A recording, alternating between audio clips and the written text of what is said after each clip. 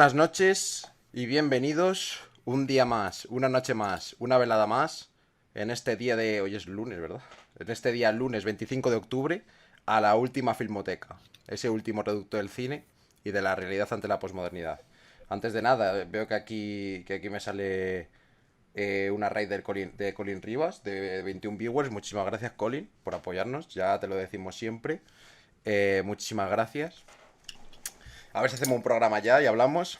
Y bueno, antes de nada, antes de comenzar, hoy tenemos un tema especial. Hoy, digamos que de alguna manera inauguramos bueno, hablar de cine mudo con una película concreta, ¿no? Es decir, nunca hemos hablado hasta la fecha de cine mudo y de cine de terror concretamente tampoco. Es decir, hemos dado pinceladas, hemos hablado por ahí. Hoy tenemos un obrón de culto, una obra maestra del año 1922, perteneciente al cine mudo y al expresionismo alemán. Nosferatu, de Murnau, vaya, de Friedrich Wilhelm Murnau. Y para hablar de precisamente este obrón maestro, tenemos como siempre al maestro Agudo, que estuvimos ayer aquí en Dialéctica, y hoy otra vez le tenemos. Muy buenas noches, Alberto, ¿cómo estás? Muy buenas noches. Pues de un directo muy bueno como el de ayer, vaya, a este. O sea, fenómeno. Sí, A sí, lo sí, mejor no. vamos. Además fue un directazo, lo tendréis mañana en YouTube y lo tenéis aquí en Twitch por si a alguno le interesa verlo, ¿no? Y bueno, pues estuvimos charlando en formato un poco de entrevista, contando anécdotas, hablando así un poco de la vida, ya en sentido más amplio, no tan técnico, y hoy venimos con un análisis de los nuestros, con un análisis técnico, un análisis profundo. Nosferatu, hay muchas cosas que decir de Nosferatu, de las películas que lo rodean, de la época, de la vanguardia alemana, de la vanguardia soviética en dialéctica también, etcétera. Así que hay mucha tela que cortar y como siempre si quieres, pues podemos empezar un poco contando pues un poco la sinopsis, ¿no? Es decir, al final este filme es una adaptación de Drácula de Bram Stoker, ¿no? De hecho, ahora contaremos los perjuicios que sufrió por esto mismo, por el copyright, por los derechos de imagen, etcétera, o por los derechos de la propia obra. Y si quieres empezamos un poco con la sinopsis, aunque todo el mundo la conocerá. Tú, yo. Si quieres empezar tú, que la Bueno, última vez vale. le hice yo creo. No, no, perfecto. Vale. Bueno, se ambienta en el siglo XIX la obra, la primera mitad del XIX, ¿no? De la Segunda Revolución Industrial. Lo más probable, bueno, lo más seguro, en la zona de, ¿no? de Prusia, Alemania, vaya, en donde el protagonista es una especie de pues, subalterno de una inmobiliaria, pues se dirige a instancias de su patrón, de su jefe, ¿no? Se dirige a Transilvania, Castillo de Transilvania, ¿no? Regentado por quien ya sabemos quién es, El conde pues, para Orlok, ¿no? firmar Conde Orlok, Feticonde además, Conde Orlok, para firmar un acuerdo en virtud del cual pues adquiere una propiedad que casualmente o causalmente está enfrente de su casa. Entonces pues va a firmar, ¿no? Y este hecho de este viaje, el propio viaje, pues provoca en su amada pues una tristeza, una melancolía muy profunda, ¿no? Y bueno, él se dirige a su castillo, el castillo de Drácula, después de muchas desventuras y aventuras. Y bueno, claro, no sé si seguir o no. Y es que cuando sucede, claro, no Claro, sé toda si la seguir trama hasta el de, fin. de terror. Claro, ya está en la trama y a partir de ese viaje y cuando conoce al Condor se desarrolla una trama muy abstracta, pero muy bien concreta, muy bien narrada, sobre un amor tortuoso, un amor fatal y la muerte que se va extendiendo justamente hacia donde está su amada. Y básicamente la amada espera pues a la vuelta, ¿no? A la llegada de su amado. Es decir, el amado se da cuenta de, no realmente, no se da cuenta realmente de las marcas en el cuello, ¿no? Por así decirlo, sino, bueno, se da cuenta de, pues, coño, que la muerte avanza, ¿no? Necesariamente, él lo intuye, él lo sabe, ¿no? Que la muerte avanza hacia donde está su amada. Y ahí lo dejo, porque es que si no, No, no, sí, es sí, que bien. queda lo más bonito. No, no, sí, de una forma simple, porque luego habrá que hablar. Lo primero yo creo que hay que hablar es del tipo de terror ante el que nos encontramos. Que es lo que nos dará pie Sí, luego también a hablar un poco del final, etcétera, porque es un final extremadamente poético y es una forma de hilar el género del terror, si podemos hablar de género de terror en concreto y no de otros géneros, es decir, refiriéndonos a este terror, porque al final esta obra no se encuadra solo en el terror, se encuadra en muchas cosas, es una tragedia absoluta, lo primero. Después el terror, el erotismo, incluso los momentos dulces al principio, el otro. Entonces, toca todos los palos esta obra. Pero este terror del que estamos ya tratando en esta película, es que es un terror absolutamente poético. Que no se fija, bueno, esto ya lo hemos hablado siempre con los pelotazos de los 90, los golpes de efecto, no fija el terror, el parámetro del terror en el sobresalto objetivo, ¿no? El sobresalto de los instintos, el sobresalto del espectador, sino que lo basa en un terror con un significado profundo, ¿no? Es un terror que acecha, es un terror que extraña, es un terror que te cala los huesos pero no te sobresalta en ningún momento, ¿no? Y es ahí, yo creo que lo primero que tenemos que hablar es de tipos y tipos de terror, ¿no? Esta obra es de terror absoluto y tanto más cuando se mezcla con la tragedia, se mezcla con el erotismo, se mezcla con lo tortuoso de la vida, con una relación, con los sacrificios, etcétera. Entonces yo creo que hay que tirar un poco por aquí, ¿no? Por tratar un poco este tipo de terror. Bueno, luego hay muchas obras que ya hemos hablado, es decir, de esta época. También hay que hablar del expresionismo alemán. Las grandes obras de terror que ya has mencionado tú en algún directo, hemos hablado tú y yo, pues eso, obras como Satanás, El gabinete del doctor Caligari, Fausto. Entonces es eso, hay que hablar un poco del expresionismo alemán, del terror en el expresionismo alemán y cómo consigue crear este terror poético y anabolizar el terror. Es casi crear el terror poético, es no crearlo a partir de la pantalla, ¿no? De la gran pantalla. Entonces es interesantísimo esto, es interesantísimo. Y bueno, luego, es que eso ya casi está en el final. Yo creo que el final es lo último que vamos a hablar. Es decir, bueno, es que tengo una tesis acerca del final, que precisamente el terror de la película no está, es decir, no está expresado directamente en un fenómeno o en un personaje. Es puramente genérico y se refiere a una idea más que a una persona. Es decir, Nosferatu no es, digamos, el productor del miedo, ¿no? No es el objeto, vamos, el sujeto que causa todo el terror y cuyo final representa el final de todo este acecho, sino que es lo que acompaña a Nosferatu, ¿no? Toda la atmósfera, todo el mal que le rodea, ¿no? Bueno, luego las referencias con la peste, etcétera, pero eso yo creo que lo dejamos mejor para el final. Yo creo que hablamos al principio ahora un poco del expresionismo alemán, yo creo. Si quieres comenzar a hablar un poco del expresionismo alemán, hablamos de los cuadros, de los planos, de las puestas en escena, puntos de fuga, etcétera, que es muy interesante a la hora de luego abordar un poco más la trama y la potencia de la trama. Es decir, primero habrá que conocer el soporte, digamos. Sí. Bueno, a ver, el terror de Nosferatu es un terror por distanciamiento, claro, es un terror del acontecer y del suceder en todo caso ante lo inevitable, es decir, el acontecer de la puesta en cuadro, la puesta en escena, de toda su dialéctica, de toda su profundidad, y luego ese suceder en virtud del cual uno constata lo inevitable, el fatalismo que atraviesa toda la obra, en todas las escalas. Entonces ese terror es un terror de la contemplación, o sea, fundado en el distanciamiento, en lo opuesto al terror psicológico o el terror efectista o el terror gore, básicamente, ¿no? Es el más vulgar, ya lo he dicho, porque atenta de un modo directo y grosero contra la vida humana, además descuartizándola, ¿no? Reduciéndola a sus partes fisiológicas. Bueno, el expresionismo alemán, bueno, como muchos sabrán, lo ponen el origen en el periodo de entreguerras, después de la Primera Guerra Mundial principalmente. Hay otros que lo sitúan incluso durante la Primera Guerra Mundial, etcétera, etcétera. En el cine, ¿cuándo comienza el expresionismo alemán? Pues claro, si nos centramos en el expresionismo, ¿no? Sí. Alemán de cine, porque claro, el expresionismo abarca, pues, como ya sabemos, la pintura, la arquitectura, etcétera, ¿no? Es multidisciplinar. Ujú. Pues en el caso del cine, que tiene analogías con otras artes, como la arquitectura, etcétera, pues claro, orígenes. A ver, se puede poner El estudiante de Praga, de Paul Wegener, el que hizo el Golem en los años 20. Bueno, en los años 15 también, o sea, en los años 10 también había hecho sobre el Golem, pero esa película se ha perdido la mayoría, ¿no? O sea, la mayor parte de la película se ha perdido. Se conoce solo el Golem, la del 20, principalmente. Con esa película en el 13, pero la película que inaugura realmente el expresionismo alemán de un modo duro son dos películas, bueno, tres, porque son del 20.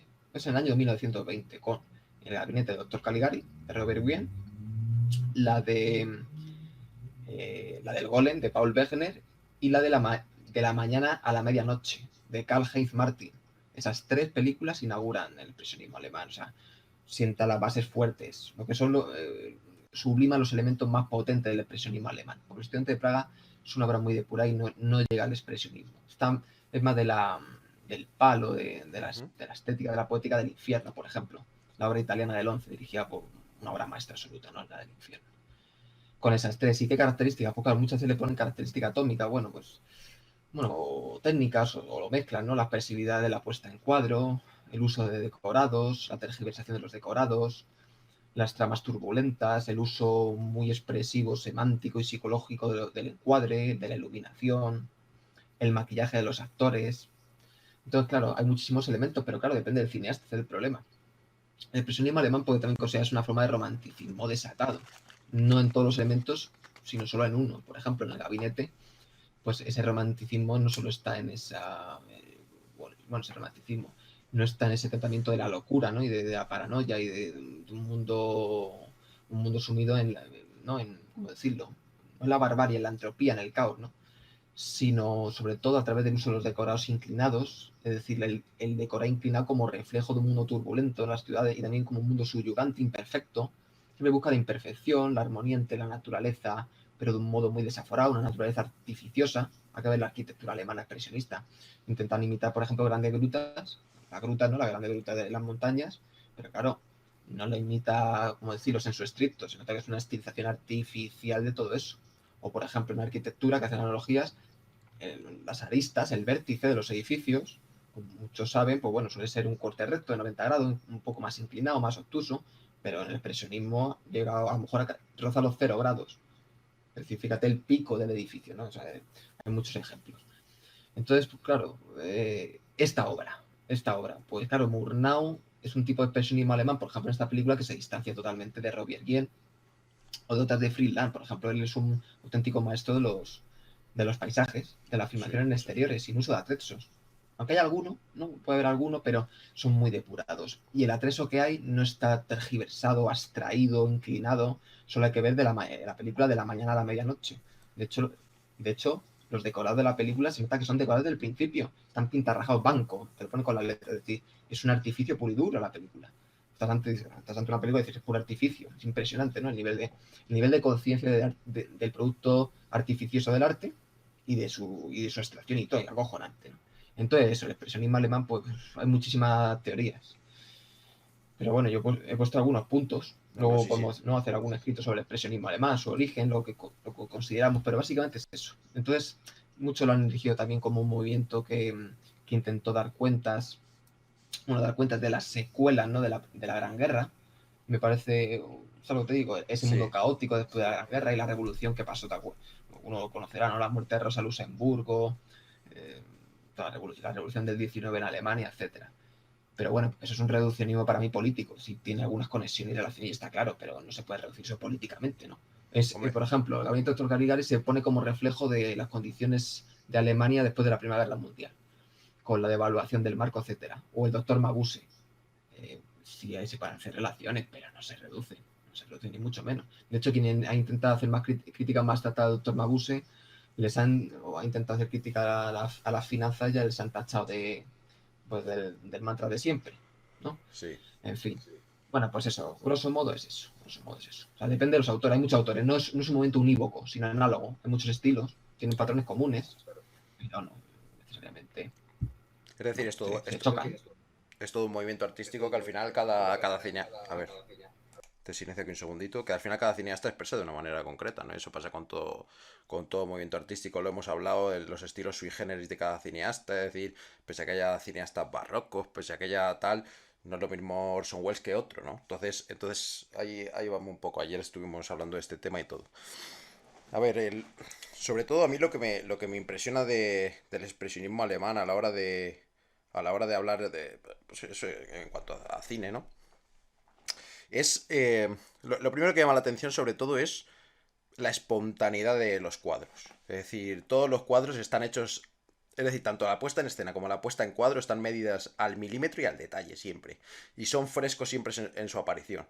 Nunca va a haber, o rara vez va a haber dos planos iguales, un plano contra plano, es decir, rompe completamente la narrativa clásica, digamos, por lo tanto un movimiento de vanguardia necesariamente. Vanguardia necesariamente. Y lo lleva hasta tal punto, en este caso, Murnau, que hasta, fíjate, me pasa más en Fausto, a lo mejor, que a lo mejor representa un expresionismo más duro, ¿no? Un expresionismo más senso estricto. Pero en este también pasa, es decir, parecen cuadros pictóricos que se desplazan, es decir, parecen pinturas sobre pinturas, las cuales en las que se enarbola movimiento y en las que este cuadro va siguiendo la acción, es decir, están todos pensados al milímetro y son todos de una perfección sublime. Hay muchísima abundancia de elementos y de atrezzo, pero no le hace caer en el exceso de elementos como hablábamos. Por ejemplo, joder, es que comparar esto, mira, no voy a meter American Beauty, macho. Iba a hacer la comparación para que redunde, decir, para que quede mucho más alto, pero es que no merece ni la pena. Ya tenéis ahí en YouTube el vídeo de American Beauty, etcétera. Entonces es eso, son cuadros cargados de elementos, de elementos escénicos, de atrezos, de personas, pero sin embargo siempre hay una distensión mediante los puntos de fuga. Es de una inteligencia soberbia, es decir, Murnau en este film y en Fausto, que son los que yo me he visto de Murnau, es, es, es que es un artista, es decir, estos son obras de arte tras obras de arte. Es la frescura con la que se encuentra uno, la frescura de cada cuadro, el juego que da la frescura de cada cuadro y al final la espontaneidad de cada cuadro para precisamente sugerir la espontaneidad de las transiciones. Es decir, no son cortes de planos abruptos o corte de plano que pasa a otro plano o corte cuando hay plano contra plano, sino que existen estos fundidos, estos ojos de pez, la creatividad de enarbolar los cuadros, por ejemplo. Es decir, fíjate que sí, son cuadros en los que se enarbolan muchos elementos y muchos atrezos, pero sin embargo, un gesto cinematográfico que indica que nunca hay elementos que están de más insertos en estos cuadros y en estas escenas, es precisamente la manera de, por ejemplo, cortar cuadros a partir de los oscuros que ejercita muchas veces Moore, ¿no? Por ejemplo, la escena esta en la que está el protagonista, ¿no? O sea, bueno, el protagonista, el hombre que le va a vender la casa a Nosferatu en primera instancia, bajando del castillo con la sábana, con el trozo de sábana, como acota Moore, ¿no? Coge y corta el plano y solo deja una línea en la que se ve al hombre bajando. Es decir, esto es un indicativo claro de que precisamente los cuadros se van a acotar solo para sacar lo indispensable, lo necesario en cada momento. Y esto nos indica que los cuadros, los planos, que incluyen muchos elementos, que incluyen mucho atrezo, tal, nunca son gratuitos. Siempre son al detalle, aunque haya muchos elementos. Y es además cierta forma de crear una poética sublime, una narrativa fabulosa. No fabulosa en el sentido de genial, que también, sino fabulosa en el sentido de que parece que con estos films de Murnau que se encuadran en el expresionismo alemán, parecen más una fábula, es decir, son fábulas dentro de film, es decir, digamos que la mejor manera de hacer fantasía dentro del cine que yo haya visto en mi vida. Y simplemente a partir de todos estos elementos que luego va mezclando, va enarbolando, etcétera. Eh, es que hay muchas cosas que comentar. Si quieres te voy dejando y vamos dando paso a esta dialéctica, porque hay muchísimas cosas. La fascinación por la profundidad, hay muchísimas cosas. Hombre, Murnau demuestra con este filme y con lo demás, pero este es un perfectamente, como puede ser Fausto, Amanecer, ¿no? Que cuando se va a Estados Unidos a hacer obras maestras. Hasta que murió desgraciadamente por un accidente ridículo, vamos, un atropello, ¿no? En fin, demuestra ante todo con este filme ser un auténtico arquitecto y estilista del cine. Es decir, el dominio perfecto de la poética y de la estética cinematográfica. De hecho, no les voy a decir quién porque no inaugura, pero bueno, quien sublima lo que es la relación entre metafísica y luz. Es decir, es capaz de hacer una metafísica de la luz, es decir, un uso metafísico de la luz, de la iluminación, y eso gracias a la potencia del relato y a la construcción del mismo relato. Yo cuando me he visto, de nuevo, me lo he visto hoy ya son 3 veces, ¿no? Que me veo en Nosferatu. Claro, en ciertos planos me acuerdo de Ingmar Bergman, en aquella obra maestra absoluta, ya no El manantial de la doncella, que también, sino Los comulgantes. Es una de las obras más depuradas de la historia del cine. Ese uso metafísico de la luz que hace Ingmar Bergman, una luz además apagada y fría, sin perjuicio de su luminosidad, cual día de resaca, nublado, ¿no? Pero una resaca, no digo resaca en sentido de bebida, sino resaca como metáfora, ¿no? Que refleja ante todo el vacío que provoca el silencio de Dios, ¿no? En un cura, en un párroco. Entonces me ha recordado, Murnau instaura y sublima esta relación en la metafísica de la luz. Y no la metafísica de la iluminación de la luz en función también del paso del tiempo, los atardeceres, los amaneceres, Los exteriores, en como he relación dicho. a los exteriores. a los interiores, eso, es decir, es un arquitecto de primer nivel, es capaz de sacar provecho a todo eso. Por no hablar, y ya hablaremos, ¿no? Luego los sobreentendidos, que por tanto no sobreexplica, sino las elipsis, las metáforas, las analogías y ciertas abstracciones muy, es decir, perversas, muy líricas, que luego comentaremos. Entonces, ante todo, es un arquitecto, pero de primer nivel, es uno de los mejores arquitectos de la historia del cine. Y lo demuestra con esta película, lo demuestra con Fausto, con Amanecer, con El Último, etcétera, etcétera, etcétera, porque tiene 200.000. Es un auténtico maestro con 200.000, no porque, bueno, murió joven por ese accidente, ¿no? Pero le dio tiempo a hacer una cantidad de obras más hasta el año 20, principio de los 30, suficiente para cumplirle como uno de los mejores poetas de la historia del cine. Y de hecho, como no, Hitchcock había visto las de Murnau, ¿no? En la entrevista con Truffaut dice que se las ha visto usted, hombre, claro, como no me da las de Murnau. Un auténtico maestro de primer nivel. No sé, podemos comenzar por el relato de Nosferatu. Es no a nivel de adaptación, pero es capaz de corresponder las esencias de la novela de Drácula, pero no por pura correspondencia de que se asemeja, sino porque las esencias de la obra de Drácula tienen mucha potencia romántica y desaforada, y Nosferatu también. Es decir, son obras con una semántica aplastante, cada una en sus respectivas artes. Entonces la obra ríete de aquel que hace que podía ser un buen filme para pelotazo de los 90, la de Drácula Bram Stoker de Coppola, que hace una mezcla así para entretener de primer nivel. Y si esta película tuvo problemas, de hecho yo la copia que tengo tiene intertítulos ingleses cuando la película alemana. Claro, creo recordar que bueno, tuvo problemas, no sé si quisieron uno de los edictos, ¿no? Quemar las copias por infringir el copyright, destruirlas. Sí, sí, Y se salvó por suerte la inglesa. Por lo Es menos la las historia. inglesas se salvaron. Sí, es la historia de la mujer. Esto. Es que fíjate, yo pillé una copia, que era una restauración, que hablaba de. Te silencio un segundín. Que hablaba de precisamente de cómo se realizó la restauración de Nosferatu, dado que todas las copias alemanas las quemaron por infringir el copyright de Drácula de Bram Stoker por la viuda, etcétera. Que esta viuda nos retrotrae a otras historias, pero bueno, eso ya es otro tema. Entonces, pues precisamente, como esta película había sido ya distribuida a diferentes países, la copia que me he visto yo, vamos, que está en YouTube, la podéis ver todo gratuita, contaba cómo hicieron el montaje a través de un internegativo, lo otro, cogiendo partes que si de una esta de restauración en Bolonia, otra restaurada en República Checa cogida de una copia checa, otra en Alemania, lo otro. Entonces todo esto al final, pues eso, es decir, tenemos la obra de casualidad, es decir, porque había copias que por suerte se había distribuido y había copias checas, italianas, inglesas, etcétera.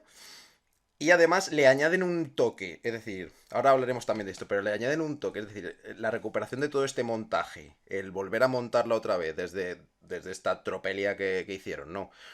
Le da un toque en estos cortes en los que de repente un personaje salta, a lo mejor es por el volver a montarla, ¿no? O por el montaje en sí mismo.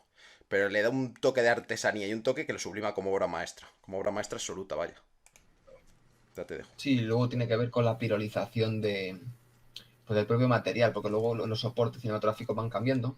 A partir de los años 40, 50 se hacen muy estables y vamos, películas de los 30 para adelante perdidas o demacradas no hay. Es por el cambio, ¿no? Del paso del celuloide al 35, es decir. Entonces muchas mudas hay cortes dentro del propio plano. En plan Junkut, pasa un Junkut, ¿no? Pero un Junkut sin...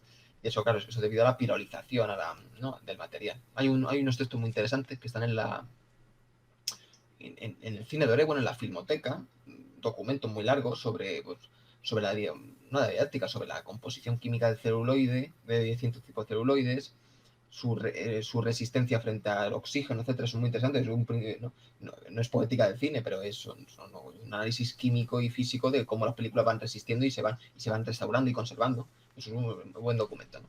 Y me he acordado. Entonces las del año 20 sucede y pretéritas, claro. Y pretéritas. Entonces, claro, es un auténtico maestro. Y de la diégesis, claro, Murnau nunca, la obra no es un relato que quiebra narrativamente al modo de la vanguardia contemporánea, no precisa de eso.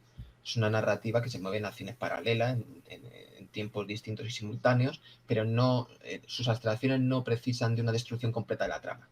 Una aniquilación completa, una pirolización ya al modo de Antonioni de Saffron Blow Up, con el reportero ya es su testamento, ¿no? Es para mí su testamento absoluto. Entonces, pues claro, lo que hace Murnau, pues esa dialéctica entre todas las acciones paralelas y las metáforas, era apabullante, por ejemplo. Bueno, sí que podemos hablar no de la figura de Nosferatu, pero hay momentos líricos de primer nivel, por ejemplo, cuando la amada espera en la playa. está varada en la playa, las metáforas de las cruces torcidas, no además como juega con las escalas, la profundidad de las texturas, pero claro, hay una abstracción en el relato muy potente. ¿A quién espera? Porque claro, su amado, ella no sabe que va por mar. ¿A quién está esperando realmente? ¿Quién es el único que está yendo por mar? Nosferatu. Ahí está la abstracción suicida, ¿no? Y romántica y fatalista. ¿A quién espera realmente a la amada? No está esperando a su Y, amado físico concreto. Es que ahí está, y y se le ahí ponen los pelos están de punta. ¿A quién está esperando?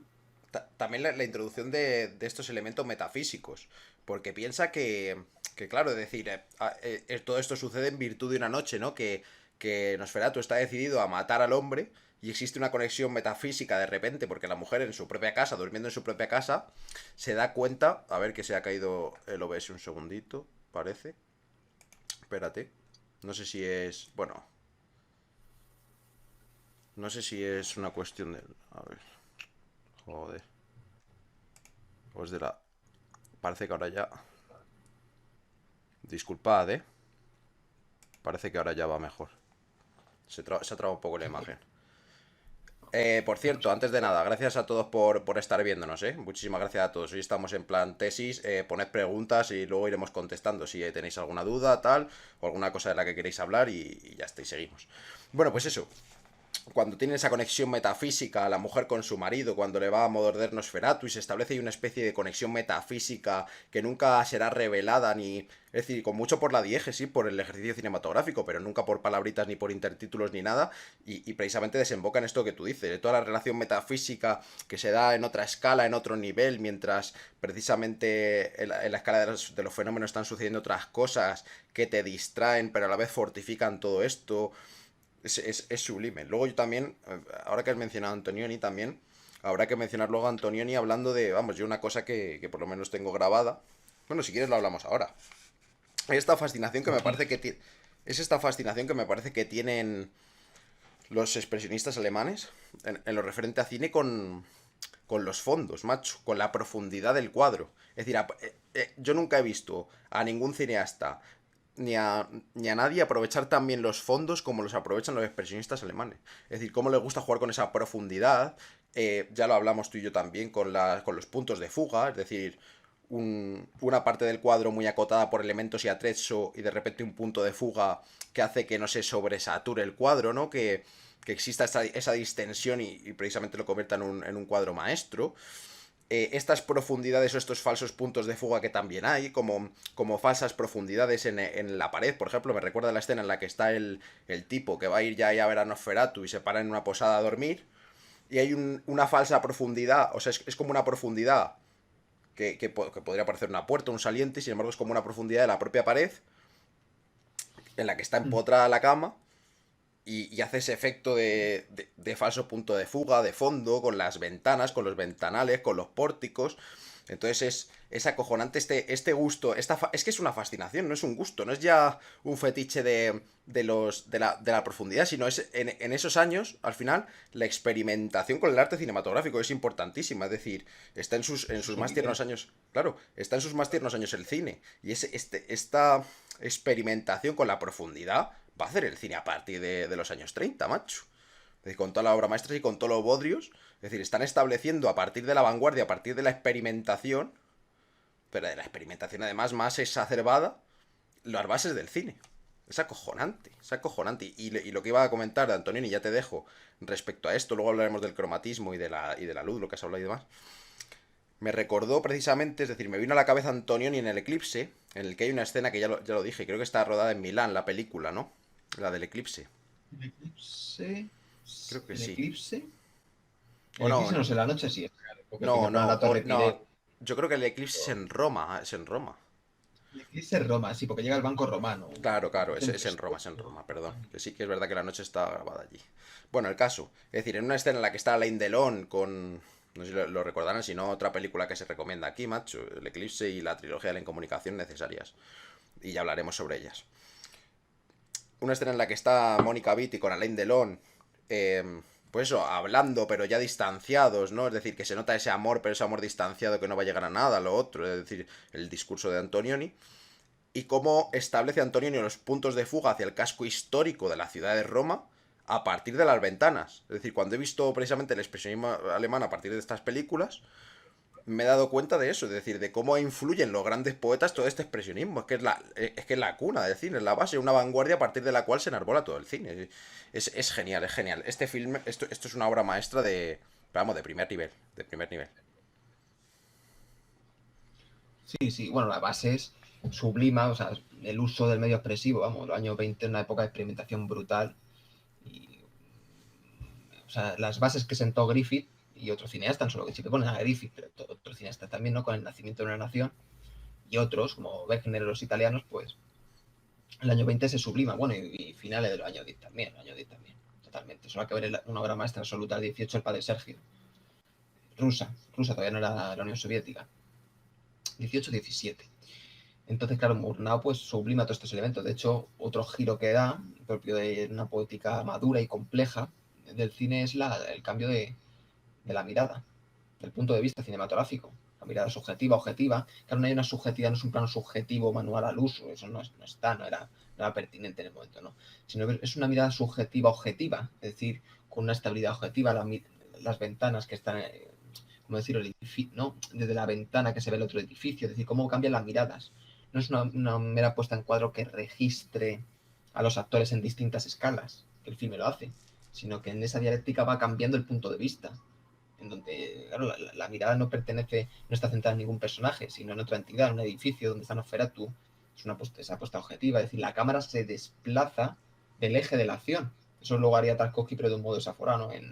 Pues en Stalker, en esta película, en donde de repente la cámara se desplaza en traveling muchísimas veces de la acción y empieza iba a decir a divagar, a vagar, ¿no? Por los parajes, pero con un sentido, no un sentido fenomenológico, no a modo de Kubrick.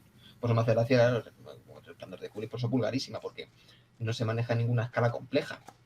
Es puro ansia fenoménico, pero sin ninguna sustancia. Sin embargo, Tarkovsky y todos estos poetas, en lo opuesto, condensan todo con muchísima intensidad. Son capaces de acotar además espacio. No voy a decir que son muy reducidos en Nosferatu, porque hay una abundancia de exteriores muy pertinente, pero está condensado. Se puede estar de cada momento. Y luego la vieja, si fíjate lo que es el significado del viaje, lo depura en sus momentos concretos. Por ejemplo, claro, están los planos de el acontecer, ¿no? Cuando se encuentra Nosferatu, mejor dicho, cuando va a ser mordido la segunda vez. La primera vez es por elipsis, ¿no? Claro, ahí está el plano del corte, bueno, toda la didáctica profunda y vemos al fondo del todo con esa escala de luminosidad y oscuridades para dar Y de profundidad. profundidades, claro. Claro, ya no estético, sino con significaciones muy profundas, ¿no? Ahí está ese acontecer del cuadro, de esa arquitectura, pero claro, ¿cuál es el suceder? Pero que no es un suceder en sentido peyorativo. El protagonista, y nosotros sabemos que Nosferatu, o sea, por puro fatalismo, por puro devenir, por pura necesidad, le va a morder, ¿no? Le va a morder. Eso ha sido un modo muy rápido, ¿no? Le va a morder, va a ser mordido. Es lo opuesto al efectismo, es el anticlímax en el terror, lo más opuesto al terror efectista, pues un anticlímax. Sabemos que va a suceder, está filmado a modo anticlímax. Sabemos que va a suceder y de repente el corte de cuadro, papá, y vemos cómo fuera de campo, las uñas, la sombra alargada de la muerte, de Nosferatu, de la noche, pues está absorbiendo al protagonista. Luego del corte. O sea, ahí está la maestría. Es decir, ¿cómo decirlo? Esa conciencia ante la procesión fúnebre, ante cualquier procesión fúnebre que va a suceder, no puedes hacer nada, te impacta, te emociona, pero no puedes esperarte ningún sobresalto, sino lo admites, ¿no? Como cuando van a tirar los cadáveres del barco al mar, ¿no? Que se santigua al capitán. Luego se ata, fíjate, se ata, el capitán muere con el barco, claro. No tiene otra, ese fatalismo, es inevitable, se ata y ve a la muerte de frente y la muerte le come y la absorbe. Te pone los pelos de punta, totalmente. Es en ese sentido en el que hablo de que el terror de esta película no proviene como en las películas postmodernas de terror, ¿no? Si es que se puede llamar terror de sustos. De sustos de mal gusto, ¿no? En la que el terror está personificado, ¿no? O tiene un nombre, o tiene digamos, una naturaleza. Es que el terror en esta película está implantado desde una naturaleza inefable, es decir, Nosferatu, digamos que hace de fenómeno que representa precisamente este terror. pero Nosferatu en ningún momento es lo que te aterra en la película. Lo que te aterra es todo lo que circunscribe a Nosferatu, todo el oscurantismo, todos los sucesos que acarrea con él. Es Nosferatu o la propia muerte, es la oscuridad, es el mal en sí mismo, representa el mal realmente. Entonces es esa atmósfera, no es Nosferatu el que te genera pavor. De hecho, Nosferatu en ningún momento la imagen no genera terror, la imagen de Nosferatu, sino todo lo que acompaña a Nosferatu, todo lo que le envuelve, es lo que impregna todo el film de un terror poético profundo. Y no solo eso, sino los poderes que acarrea, es decir, los poderes que acarrea en ese sentido, por ejemplo, las conexiones metafísicas con la mujer del otro, solo porque se encapricha de ella viendo una foto, lo otro, entonces, las enfermedades, la peste, que ya hablaremos, ¿no? El llevar la peste a los sitios y el que se confunde y se entremezcle, que si son los que causan la peste o si son la peste misma. Entonces, esto es muy interesante porque además entronca con sucesos de hoy en día, ¿no? La enfermedad, el mal, etcétera, que bueno, ya si hay un rato hablaremos. Antes de nada, Trino de la Memoria, muy buenas noches, ¿cómo estás? Dice, el eclipse se rueda en Roma. Sí, yo sabía que era en Roma, pero me he equivocado. De hecho, sale la bolsa de Roma, ya ha desaparecido, ahora la bolsa está en Milán, efectivamente, muchas gracias. Y luego otro tema que quería comentar respecto a esto también, es que precisamente a mí no me hechiza tanto, es decir, bueno, sí, joder, al final el juego con la profundidad que establecen la segunda vez que le va a morder, que al final este mordisco se frena por la conexión metafísica con la mujer y por el ansia que tiene el otro de la mujer y no de él, ¿no? Que ahí es donde se inserta, digamos, el primer punto donde se inserta el erotismo en la película. Un erotismo además muy sutil y por sutil potente, es decir, al menos yo lo percibo así, luego hablaremos si tú lo percibes así, ¿no? Pero a mí me sorprende más esta primera vez que le va a morder. ¿Por qué? Ahora voy a explicar por qué. Porque cualquier cineasta posmoderno, en este momento, que es un momento clave, la primera vez que al final Nosferatu va a operar. La primera vez que Nosferatu va a morder a alguien, que va a parecer un vampiro que muerde a alguien, y es en lo que se fundamenta la película. Cualquiera se habría recreado en que le muerde, le saca sangre, horrible, gritos, tal, miedo, una escapada, lo otro. Pero ¿cómo sucede esto, macho? De repente se enseña con algo tan sutil como que se hace sangre en el dedo cortando pan y le chupa la sangre, que es que esa escena es violentísima y además es de un terror acojonante. Es decir, con el gesto solo de morder, de chupar la sangre de un dedo de otro. Es decir, fíjate. Y no, es decir, no coge, le muerde, se pone a gritar, lo otro, ni le acecha ni nada. Le dice, ven, ven, siéntate aquí. No se quiere sentar, pero como que le fuerza a sentarse, se queda medio dormido y cuando se despierta, me han picado dos mosquitos. Es acojonante. Esa elipsis, esa omisión, esa manera es lo contrario al efectismo, otra vez. El anticlímax en el mordisco. Es que es acojonante. Es de una inteligencia, además de una riqueza poética, de una inteligencia y de una inteligencia cinematográfica, espacial en todos los sentidos, que es aberrante. Es que es de los mejores cineastas que yo me haya visto en la vida. Y que además está filmado a modo anticlima, justo en el momento que uno espera que el bocado dice vamos a sentarnos. Y llega el corte, la lisis, la mañana, y es cuando se encuentra lo bocado. Otra maestría de Murnau es el uso de los espacios, necesariamente. Es decir, no redundan en filmar un espacio por puro fetichismo o, bueno, por pura rutina, sino que está muy bien distribuido todos los espacios, al modo de Hitchcock. Cuando Sí, los sí, sí. pájaros Tippi Hedren, de repente hay un hueco impresionante en la sala, ¿no? En una de las estancias de la casa. Claro, está asustada ante un terror que no existe, ¿no? Ante un terror psicológico, así decirlo. Claro, ese uso maestro de cada cuadro por lo que es la arquitectura del cine. Una arquitectura compleja, ¿no? No tenemos la arquitectura deconstruida, ¿no? No tenemos el modernismo que roza el kitsch, es decir, ahí están todos los elementos, ¿no? Sin perjuicio de ciertos sensualismos rigurosos, ¿no? Y es eso, es que es un auténtico maestro, coger a un modo sublime y sutil todo este relato que es acojonante. Por ejemplo, la secuencia, esa capacidad de extraer la poética ritual de grandes sucesos, ¿no? Por ejemplo, en el pueblo cuando llega la plaga, no dicen la peste, nunca es la plaga, no la plaga de la muerte. Vemos un plano general, no semi-general, tomado desde arriba, leve picado o picado, en donde en la calle, en el centro de la calle, vemos la procesión fúnebre de todos los que llevan las tumbas. No dura mucho ese plano. Previamente habíamos visto cómo ponen la cruz, ¿no? Pone los médicos, los que dan la cuenta de que los que han muerto, ¿no? Solo con ese gesto. No hace falta melodramatismo de gente llorando, ¡ay, que ha muerto, ¿no? Y este espectacularismo hueco. Recordemos este auténtico bodrio, esta auténtica basura llamada Lo Imposible, ¿no? En el 2013 de Bayona, el Sí, sí, paradigma sí, del sí. efectivo cinematográfico más bruto, más grosero y más lamentable. Lacrimógeno encima, lacrimógeno y gore. Una mezcla muy, muy barata. Y aquí esto es lo más opuesto que existe, en estilización, en profundidad de cuadro, en todo. Fíjate con el gesto solo de hacer la cruz, ¿no? De hacer la cruz o cuando leen el cuaderno de bitácora, todo esto, todo esto. Incluso cuando el protagonista lee el relato de Nosferatu, ¿no? De Nosferatu de los vampiros y lo tira, ¿no? Es decir, todos los gestos están muy bien medidos, muy bien estructurados, la diegesis, la elipsis, el eterno retorno de los días y las noches. O sea, es que es apabullante, es apabullante. Y es una obra anticiencificista. Esto no sucede cuando cambiamos de continente, vamos al Nuevo Mundo, en Estados Unidos, en obrones, pues en obrones como Drácula, tienen siempre esa tendencia a la aplicación científica, dialéctica entre ciencia y creencia, ¿no? Nos sonará mucho, ¿no? Decir Ortega Gasset, ¿no? Ideas y creencia, ciencia y creencia, todo esto, ¿no?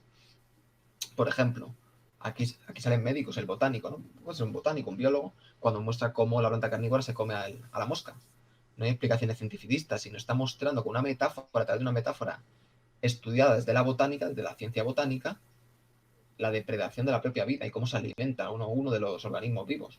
Fíjate que no hay, o sea, usa eso como catalizador poético. No la poética la reduce al hecho científico, que tienden los estadounidenses a hacerlo. Claro, ese es el problema. Salvo en obrones de culto. Hay otros obrones de culto como Dr. Jekyll y Mr. Hyde, de la película del 20, de Robert Stone, que es un peliculón, ahí no hay reduccionismo, ¿no? Pero en Drácula, por ejemplo, tienden. Sí, Y sí. por eso no son obras maestras, Al entre otras final, cosas. al final también esto tiene un poco que ver con la tradición que es decir, que hasta el momento no estaba machacada, luego se machaca, ¿no? Todo el idealismo alemán, todo pues eso, el romanticismo, todo esto, el ansia de mezclar la poética, la literatura vamos, con la ciencia objetiva, ¿no? Entonces al final se ve este ansia y se ve cómo son necesariamente herederos de todo esto, de todo este idealismo alemán que hoy en día, pues eso, se ha perdido completamente, ¿no?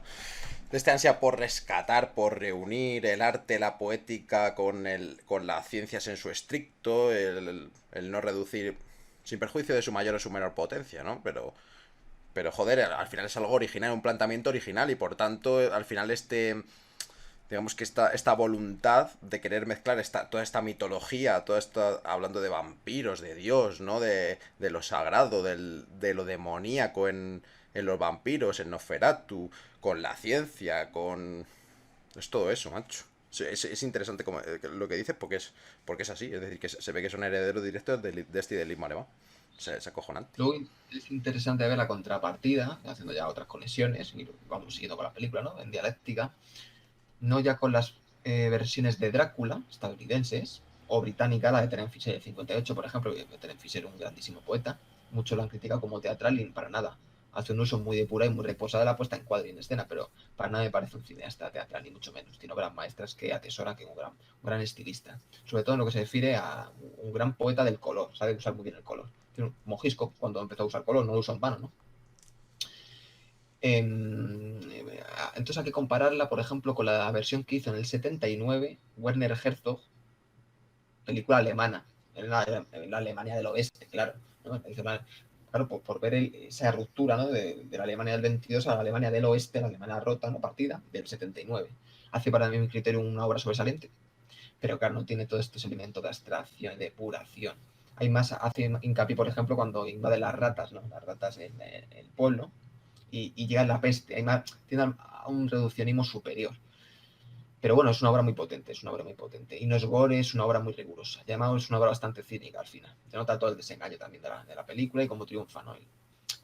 Es la ruptura del romanticismo, la Alemania del 79, pues hay una ruptura brutal del romanticismo, ¿no? Pero es una obra bastante rigurosa. Entonces hay que ver esta, no voy a decir pérdida de tradición, pero esa ruptura se nota muchísimo.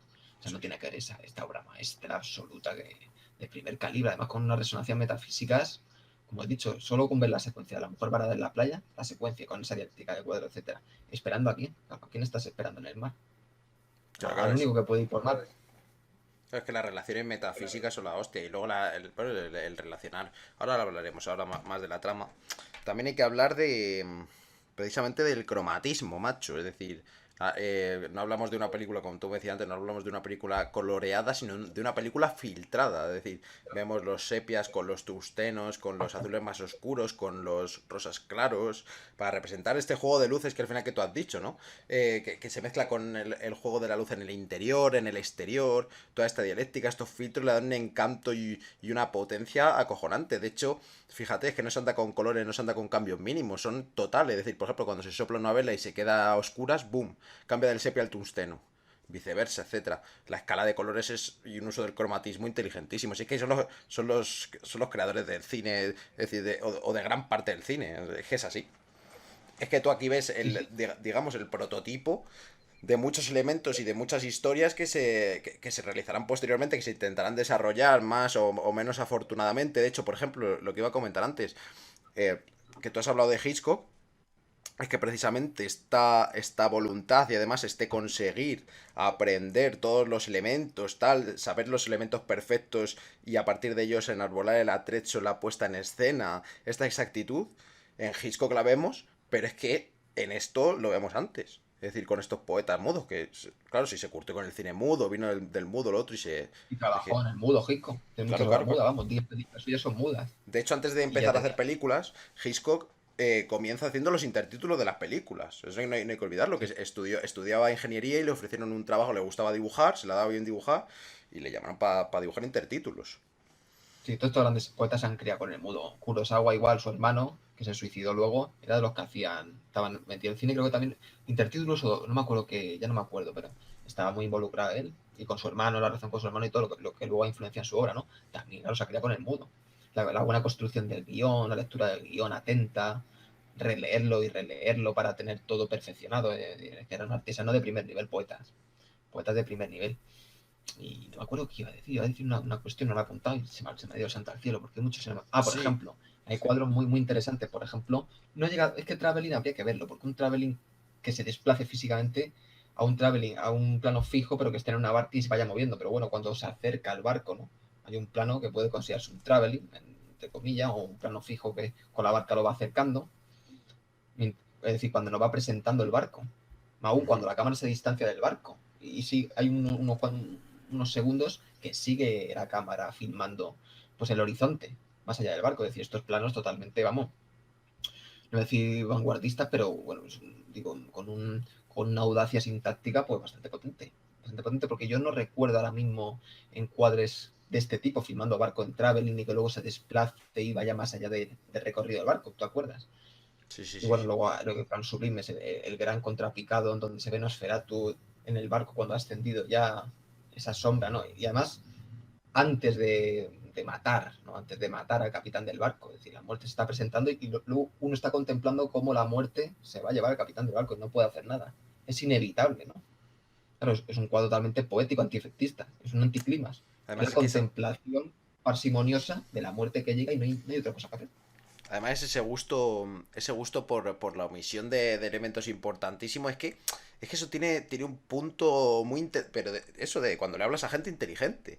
Es decir, porque el tonto, el que lo quiere todo hecho, el que lo quiere todo ya, pues se va a quejar, por ejemplo, de esta omisión, es decir, de este contrapicado perfecto a Nosferatu, en el que se le encuentra pues arriba, es decir, donde está, es decir, se ha hecho el dueño, de pasar abajo, fíjate, de estar abajo, metido en el ataúd, lo otro, haberse hecho dueño del barco, y esta omisión de morder al otro, es decir, ¿para qué me tiene que mostrar cómo muerde al otro? ¿Qué me interesa? Nada, es puro efectismo, puro efectismo. De hecho, fíjate, es que hacen todo lo contrario al efectismo. Si, por ejemplo, hablábamos de que American Beauty o Forrest Gump son el paradigma del efectismo, esto es el paradigma de todo lo contrario al efectismo. Es decir, las omisiones, las sutilezas. Es mucho más interesante mostrarme a Nosferatu desde arriba cómo está dominando. Es decir, porque para eso está hecho un contrapicado, para darle importancia al personaje.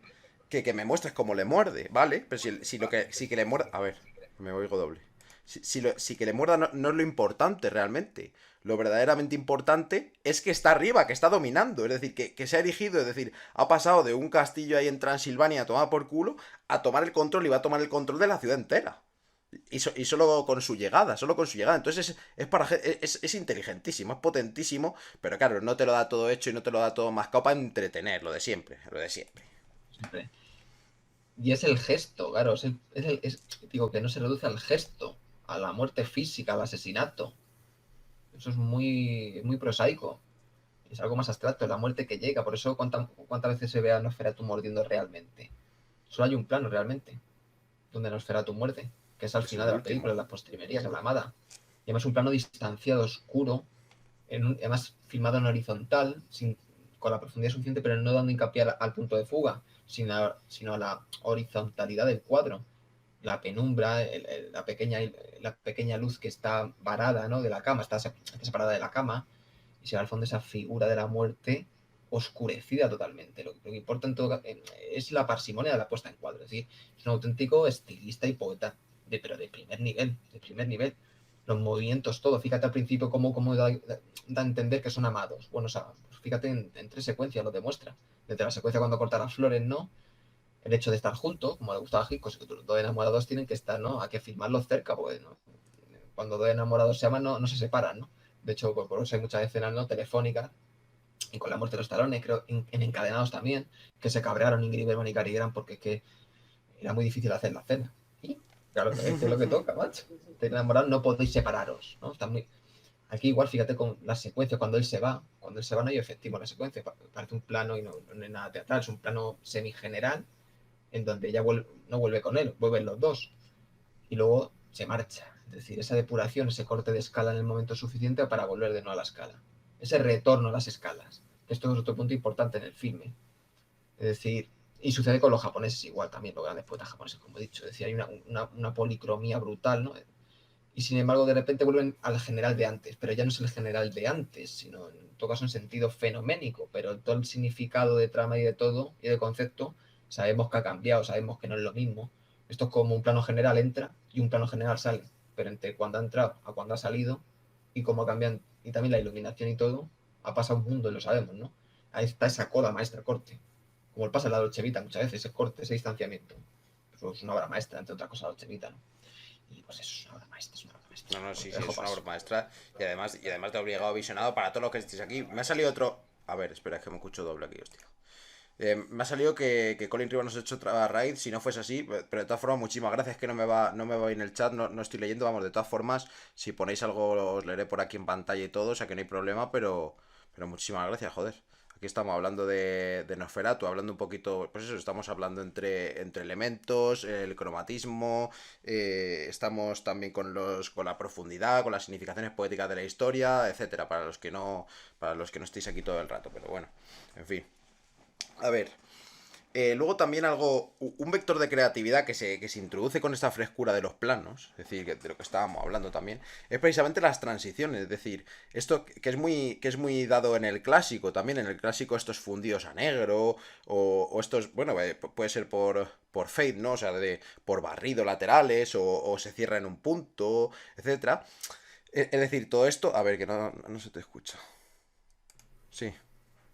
El pasar de un objeto a otro, pero no es un objeto por pura analogía visual, sino también semántica. Es decir, toda esta sutileza era de una originalidad apabullante. Todo, todo, Claro, claro. todo. Es decir, toda esta frescura de los planos, de los elementos, de los objetos, etcétera, da pie a lo que te digo, a estas transiciones y a la creatividad de estas transiciones, que es un nuevo vector de creatividad, es un nuevo vector que estás utilizando en el arte. ¿Por qué? Porque tus planos son buenos, porque tus planos son concretos, saben lo que quieren expresar, y con esta frescura de cada plano, y de las diferencias entre, por ejemplo, el cambio de un plano en una misma habitación al cambio de un plano en otra habitación concreta, en otra escena, pues hay pertinencia a la hora de meter todas estas transiciones.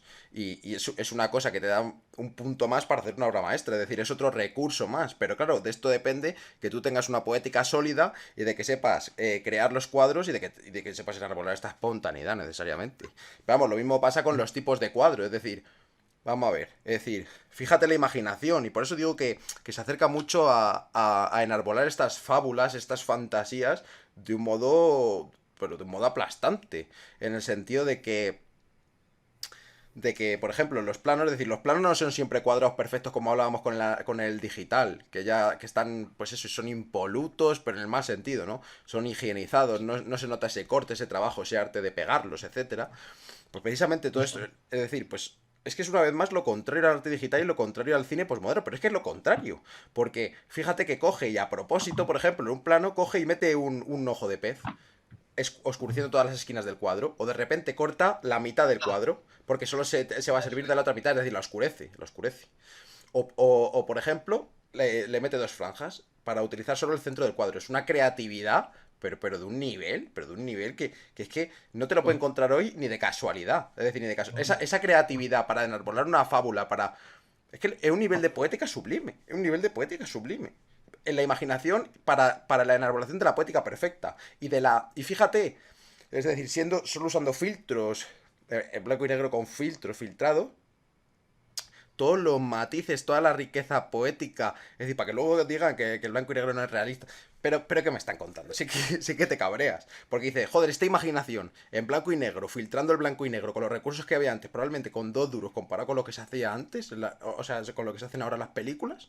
Y fíjate qué manera de inmersión en la película. Es decir, qué manera de agarrar al espectador y absorberlo frente a toda esta chapucería barata de efectismo, de bomba, de no sé qué. Pero si aquí, fíjate, los efectos especiales que usan al final, por ejemplo, que meten una especie de humillo, tal, lo otro, cuando se desvanece y se desvanece de la imagen y ya está. Y es mucho más potente que, que, que los 80 y pico mil millones que se gastarían en Star Wars. Es que ni sé lo que costó ni me importa. Joder, que es la hostia. sí, sí, es que es de tal nivel la concepción y la construcción del encuadre de la poética cinematográfica que los cuadros, es decir, se ajustan, se ajustan a su valor poético. Es decir, digo de un modo desaforado, es decir, si tenemos una imagen, ¿no?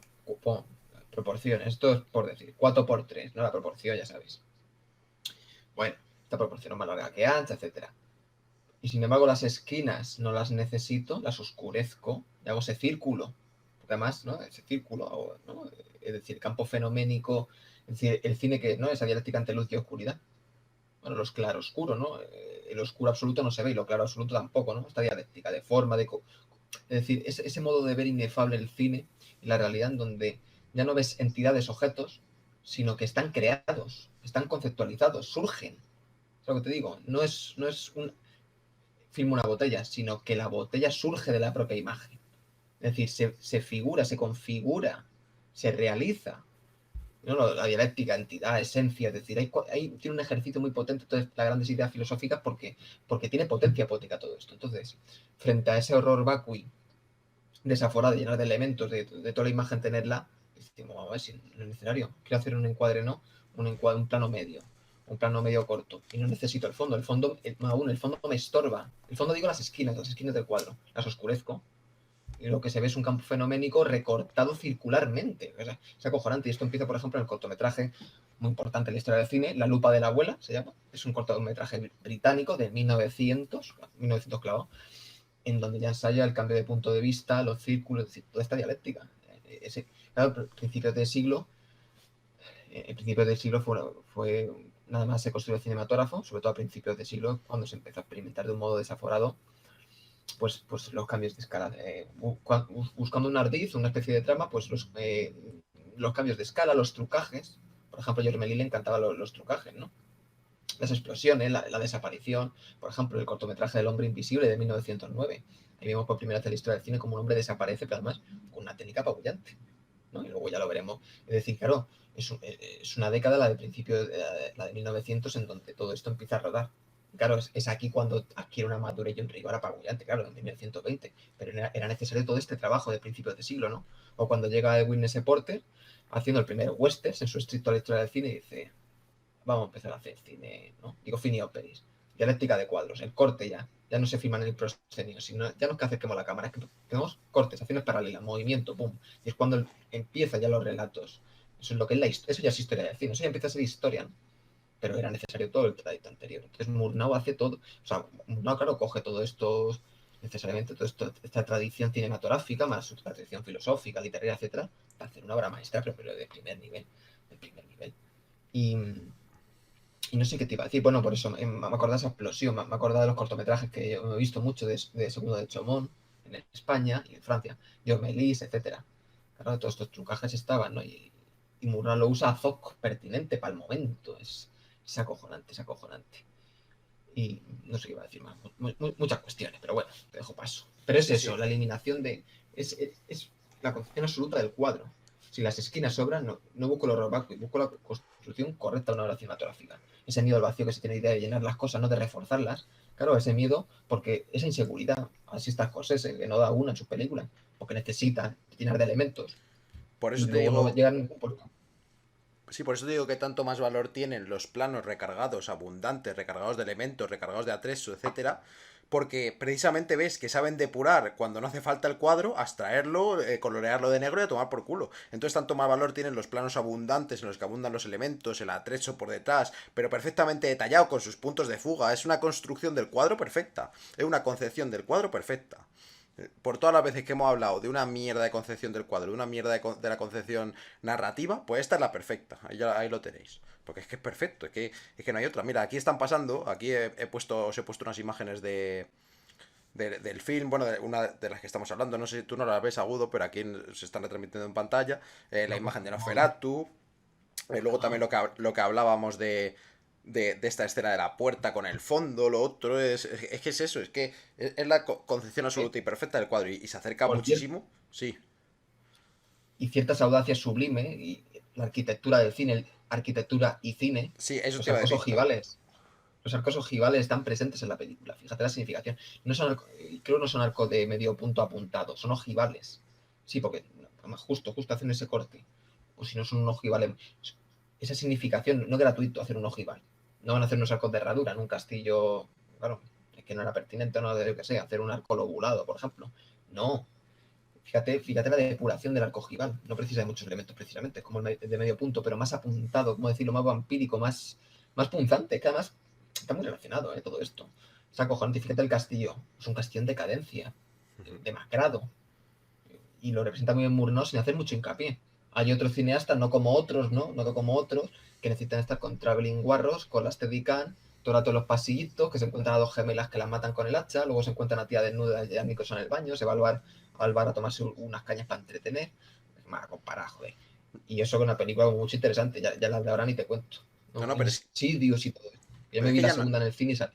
Dije, no puedo más, macho. pero es que ya no es hacer hincapié, es que pasa prácticamente de largo por la construcción de este castillo y sin embargo, es decir, se nota que es un castillo en decadencia y el final otra vez será una vez más circular, demostrando la destrucción de este castillo, la destrucción de la muerte por el momento. Es acojonante, es acojonante. Vamos a ver qué Sí. más puntos porque... Sí, sí, sí, di. Top Browning era de 31. El principio es uno de los mejores principios de la historia del cine. La presentación del castillo, a diferencia de esta en una, pues tiene otra forma de proceder. Las dos primeras secuencias son de primer nivel, incluso la tercera también. Claro, como muestra con unos cuantos planos, claro, con unos decoros impresionantes, toda esta decadencia atravesada por las telarañas y todo, bueno, sublime, es que me acordaba, ¿eh?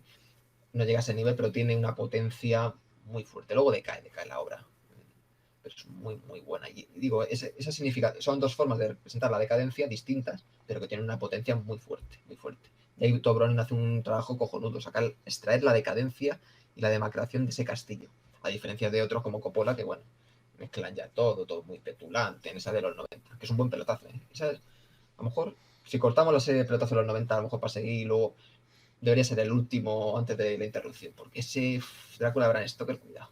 Sí, sí, no, es que nos quedan unos cuantos. De hecho, en dialéctica podríamos hacerlo. Todavía no hemos decidido cuál haremos este jueves, pero podría ser perfectamente. Si lo hacemos un poco en dialéctica, estaría bien. Bueno, eso, muchísimas gracias por vernos a todos los que estéis ahí, Que hoy es un poco más teórico, pero es lo que hay, lo que hay. Podéis preguntar lo que sea, ya sabéis. Luego también, Sí. retomando lo que estábamos hablando antes, que hay ciertas escenas, por ejemplo, yo no sé si es lo que te digo del montaje original o es de volver a montarla de otra vez, que hay, por ejemplo, ciertos momentos en los que un personaje está en un lugar, se corta, es decir, al modo de, pues, podríamos decir, de Godard, por ejemplo, un Jungkook y aparece aquí.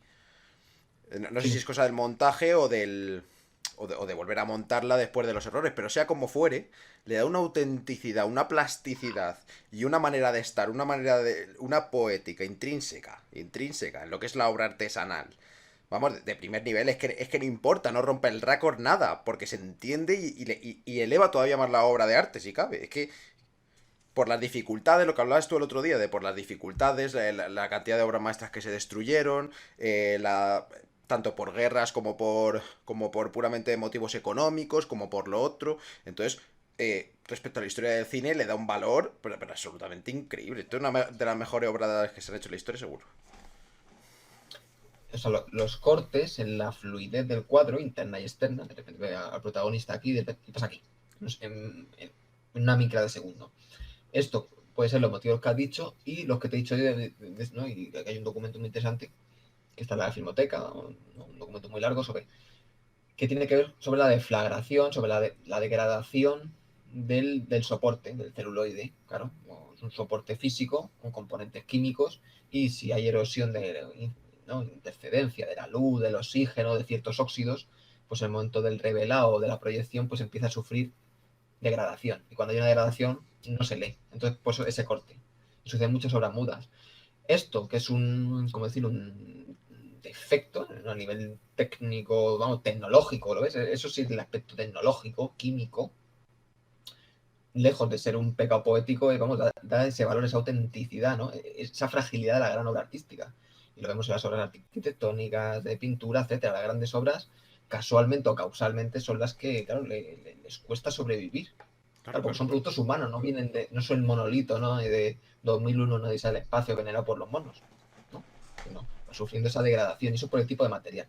Eso tipo de material. En algunas también películas de los años 50 de serie B, la llaman también a serie B, es decir, hecha con todo duro, con mucha potencia. Por ejemplo, el Gaster de Max Nosek, que es un hombre de culto, también de vez en cuando hay algunos cortes así, no de ese nivel, claro, de ese palo, sino en cierta. Y eso es por la deflagración del material o la rapidez con la que se ha hecho, etcétera. Entonces va cortando, claro, como es un proceso artesanal, pues puede haber raspados o ciertos revelados que a lo mejor no se han conservado bien y pierde claro, es Pierde eso. cuerpo, pierde cuerpo. No, no, no, pero es interesantísimo, tanto desde la historia del cine como observando la propia película. Es interesantísimo. Claro, darse cuenta que estamos ante una obra de 1922 que es prácticamente los inicios del cine, cojones. Y ya hay un dominio, a partir de una experimentación y de una vanguardia, hay un dominio brutal del medio expresivo. Estos son los que conocían el cine, los que sabían lo que era el cine, los que van hoy al cine, los que... Perdona, que te silencio un segundo. Los que van a ir al cine, los críticos de cine no tienen ni puta idea, la gran mayoría. No tienen ni puta idea. Es decir, estos eran unos maestros. Y eso por la corta historia del cine. Es decir, aún con la corta historia del cine, el experimentar, el precisamente saber lo que habían hecho otros, y además que era mucho más difícil que ahora, ¿no? Y aplicarlo y personalizarlo y crear una fábula, crear una narrativa. Es que, además, yo de las dos películas que he visto de Moore, ¿no? Que es esta y Fausto. Ahora hablaremos, si quieres, de un poco de Fausto, etcétera. Es que no te tengo silenciado, ¿qué dices? Que tú has visto más. De Murnau, Hombre, no. de Murnau, vale, vale, No, vale. no, Que no eran digo de Muru. mudas. Claro, no, no, digo de Murnau únicamente. Eh, pues eso, es decir, tiene una manera, además, joder, es a la alemana puramente, de convertir las películas, ya no son en películas, es decir, que uno ya no ve a los actores, es decir, al personaje y al actor fuera del personaje. Ve solo a los personajes porque está todo hilado y entrelazado en modo de fábula, y entonces parece una historia literaria pasada por imágenes, este encanto también que le dan los intertítulos en la narración, es decir, no se quiebra la imagen con palabras dentro de la diégesis, sino que le dan este aspecto narrativo como de cuento, de fábula, que parece incluso pues otro género literario más, pero pasa por imágenes, que es acojonante, es que es dificilísimo, y sin animaciones, ni sin tonterías, es que es buenísimo, y sin meter dibujo, no hace falta, no hace falta. Y toda la pauta, o sea, la pausa que provoca ya a nivel epistemológico, ¿no? De percepción poética, ¿no? No de ontología, de noseológico, ¿no? Sino de percepción. Claro, uno está expectante a la imagen, el intertítulo, ya lo ha leído, yo leo muy rápido, por ejemplo, a lo mejor a otra gente a mí me gusta leerlo rápido, pum, pum, pum. Tiene que esperar para la siguiente Sí, imagen, es sí, sí, decir, sí. y luego fíjate que puede ser una apariencia de teatral, está estructurada en actos, sin embargo, la Claro, película. claro, claro, Y claro. no, esa es la estructura que le dan, una relación con el teatro muy importante, con la literatura, pero está, vamos, no se reduce al teatro ni mucho menos, vamos. Hombre, Es una licencia, puede decirse, pero no, vamos. Lejos de estar supeditado a otras artes, demuestra ser un arte autónomo. sí, es decir, con una sustancia propia, con una esencia propia, ¿no? Y es eso, es eso. Y Murnau, pues eso, claro, el año 20 es que subliman todos los elementos, claro, de todos los progresos de finales del 19 y la década de 1900 y 1910. Cuando se construye el cine como historia es a partir de los 10, con El infierno, con El estudiante de Praga, llega el Medifid, y finales de los años 10 es potentísimo. Luego en los años 20, pues eso. Y bueno, el año que se hace Nosferatu, hay que recordar, tenemos obras maestras de primer nivel, larguísimas, como la del Doctor Mabuse, 4 horas y media de obra maestra. Y, por ejemplo, películas desconocidas que es una pena, porque además se basan en grandes clásicos de la literatura como Lorna Doone, del padre de Jacques Tourneur, la dirige el padre de Jacques Tourneur, el de Retorno al pasado. Maurice Tourneur hace una obra maestra absoluta, es decir, un año con obras maestras, con cineastas, vamos, estaban ya los grandes filmando, como hemos visto, Fritz Murnau, luego todavía Bertov, no sé si había empezado. Estaba Chaplin, Buster Keaton, Víctor Stroheim con La carta fantasma un año antes, Robert Guyen, estaban en proceso todos los grandes maestros, vamos. Mizoguchi, que Mizoguchi fue uno de los que introdujo el expresionismo a Japón, como dije, y por desgracia sus películas expresionistas han perdido, ¿no? Una pena, porque seguro que hubieran sido una joya de primer nivel. Yo mudo de Mizoguchi me he visto solo una, que es una obra de culto. Sí, sí, no. La canción del hogar se llama. No, y yo Mudo tampoco he visto demasiado. Luego la de Fausto, que me la vi sin. Es decir, porque le metieron una música. Hay que hablar de esto también. Vamos a aprovechar para hablar de esto. Es Sí, decir, sí, sí. los que meten partituras al cine mudo, que no son las partituras originales, y mucho menos son partituras que acompañen bien a. Pues este tipo de obras maestras, sino que meten un chunda chunda por ejemplo, de música electrónica, o meten música de videojuego, como me pasó a mí el otro día en Fausto. Yo no daba crédito, es decir, además era la traducción al español, porque la otra había una especie de traducción al inglés que yo no podía leer tan rápido y a mí me gusta leerlo rápido igual. Entonces me puse la del español, la otra sí que era con partitura original. Y me puse la de español y tenía una música de videojuego que dije, nada, me la veo en silencio y fuera. Esto es que la gente es que está muy mal, es que la gente está muy No, mal. si bien es cierto que hay que reconocer todo el trabajo de restauración que se ha hecho a finales del siglo pasado y de este siglo, lo que en ciertos arreglos, lo que se refiere a música, bueno, a ver, yo me he visto películas con una partitura que si no es la original es muy buena, es acorde al filme, como antes se acompañaba en piano, claro, muchas partituras se han perdido, ¿no? Manuscritos de partituras, etcétera, ¿no? Y luego hay atropellos de primer nivel como Fausto, que yo me acuerdo. La partitura que han visto de Nosferatu tiene elementos lamentables, como por ejemplo cuando la protagonista de repente suena un ¡oh! Y pero vamos a ver, macho. Pero vamos a ver. Claro, pero también es bueno porque si me violenta y la sigo considerando una obra maestra, fíjate la potencia, ¿no? Te violenta, o sea, que es una obra maestra, pero te violenta. Es decir, esos elementos disruptores a veces me gustan. Pero una cosa es un elemento disruptor para decir qué puñetera mierda han hecho metiendo esa banda y qué obra maestra es. Y otra cosa es ya un suicidio como por ejemplo El infierno. Ese es para mí peor atropello, junto a Fausto y otras. En El infierno del 11, lo dicho, meten una especie de rock progresivo sintético alemán modernizado, porque no dice que una mezcla entre house y rock una mierda, pero que un sintético ya en fin, para de, yo qué sé, para posmodernes, ¿no? Y para posmodernas. Es acojonante. Es decir, yo me acuerdo cuando me viene el 2012 esa película, El infierno, acabé violenta con la propia película, debido a la basura de partitura, claro, que hice la última vez que me la vi. No me la vi sin música, me puse a Vivaldi.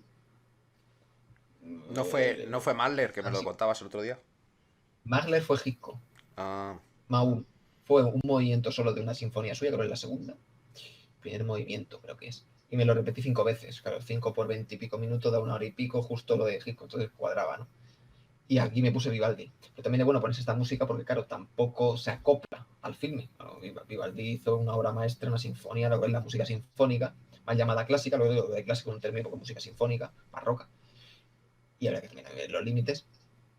Y claro, también hay un distanciamiento, porque tú sí disfruto a Vivaldi, pero me distancio de Vivaldi porque estoy viendo el filme de Hitchcock. Claro. Sin embargo, perdón, Vivaldi, coño, Mahler, ¿vale? Y Vivaldi con el del infierno. Cada vez pasa, por ejemplo, en Mahler, cuando me estoy viendo el filme de Hitchcock, pues me acuerdo uno de los movimientos sublimes, pues claro, me emociono y no me estoy emocionando con Hitchcock, sino con. Y además me acuerdo de Cumbre Borrascosas cuando lo oigo siempre. Digo, vamos a centrarlo. Digo la película, la obra maestra del 39 de Goya. claro. Digo, vamos a centrarlo. Es que eso también. A ver qué te silencio.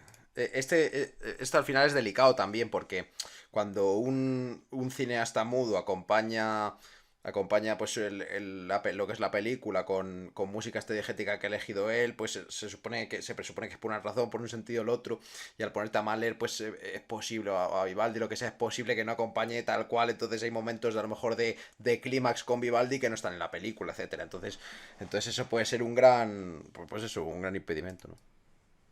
Esa es buena. Entonces, claro, muchas veces lo hago porque me gusta y no para acompañarme, para entretenerme. A lo mejor me lo pongo en una hora que hay ruido y digo, bueno, lo acompaño y voy a hacer el reto de disociar la obra maestra de Ujú. Vivaldi con el filme que estoy viendo. Es difícil. Pero bueno, yo me he visto mucho una película a palo seco, y como, vamos, por ejemplo, La hermana blanca de Henry King, que es un auténtico poeta estadounidense de primer nivel, hizo la nivel Kilimanjaro en el 53 con Gregory Peck, Wagner, Susan Hayward, etcétera, la Giga de Nef, la alemana, etcétera.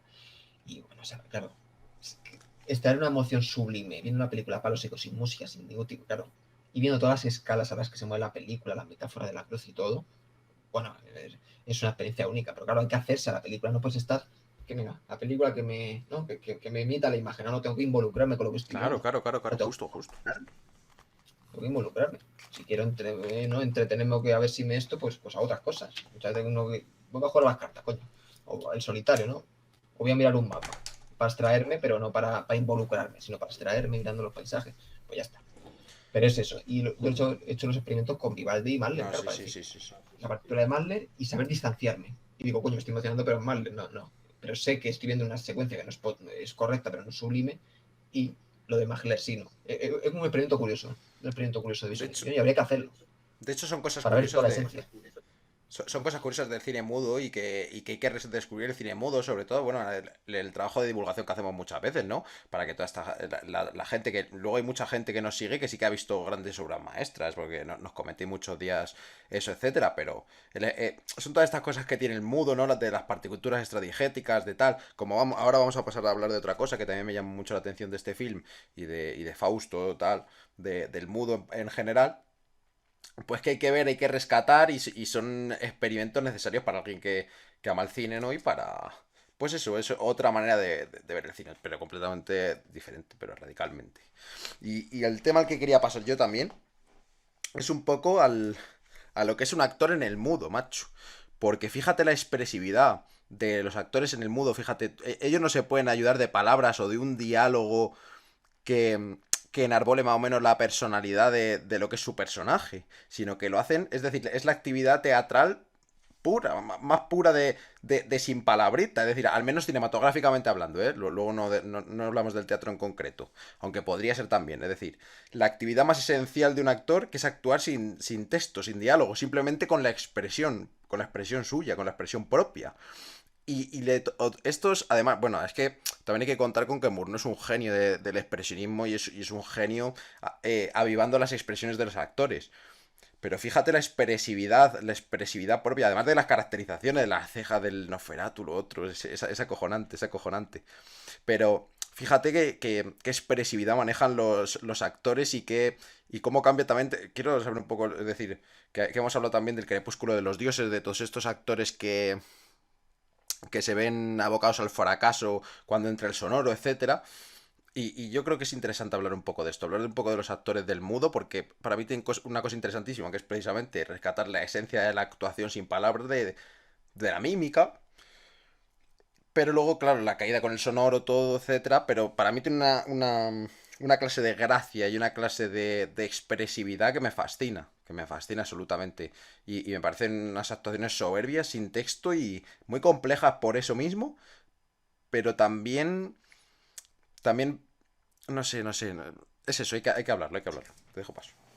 Sí, sí, no, me acaba, ahora mismo mientras hablaba me acuerdo, otro gran cineasta, Raúl Walsh, vamos, ya con el mudo, bueno, cuando hizo la de, tan famosa, la de Bagdad, el ladrón de Bagdad tenía ya 40 años, 40, 38, y claro, el ancho mudo, él ha filmado muchísimo mudo, fíjate cuando hizo Junto hasta la muerte tenía 62 ya, ¿no? Y pues eso, todos los grandes poetas o se han criado con el mudo, han filmado mudo, ¿no? Literalmente Frank Capra también, es que Ujú. todos. Pero la expresividad en el mudo es patente, además los diferentes tipos de actuación.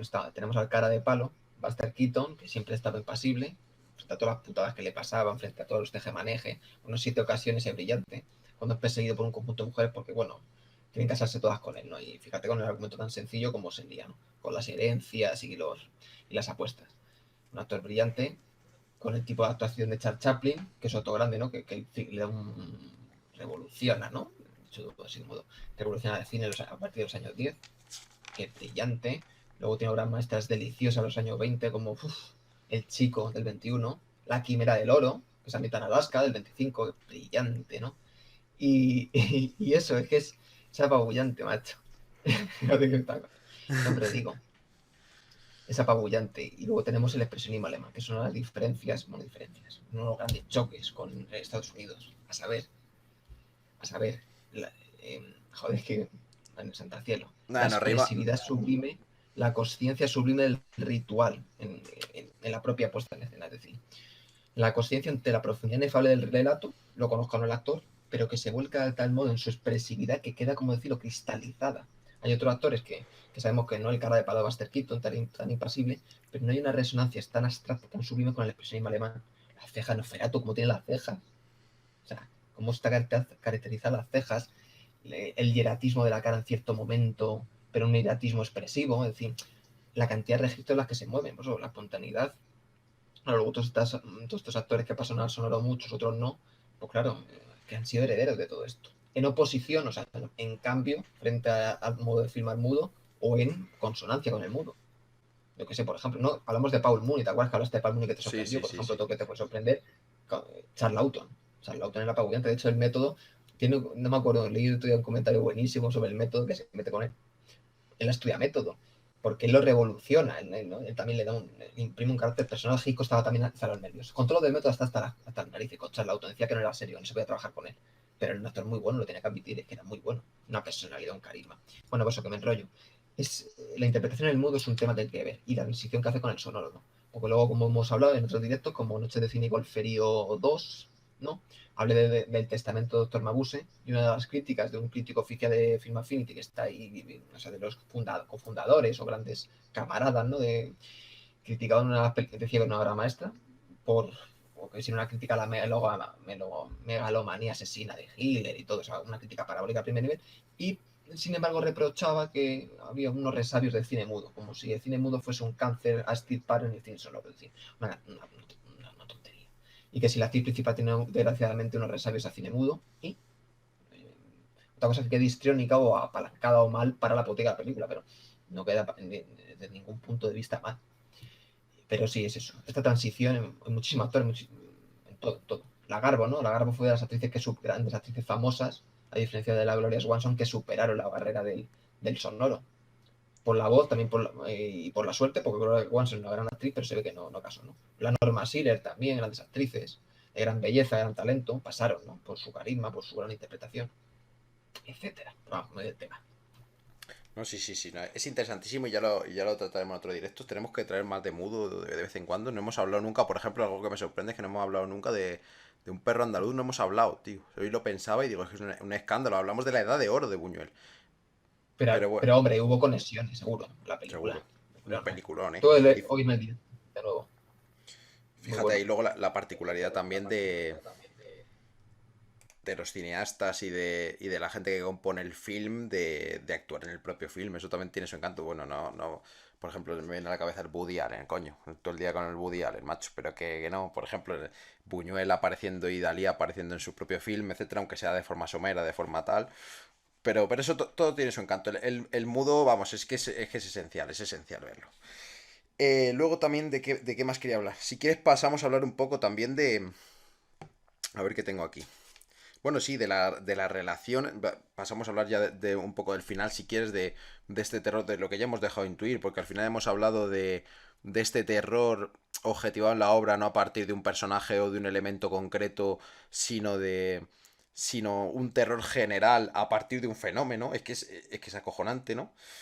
Y cómo envuelve y cala sin ser una película de sustos, sin una película psicologista, es lo contrario, ya lo hemos hablado, del anticlimas, etcétera.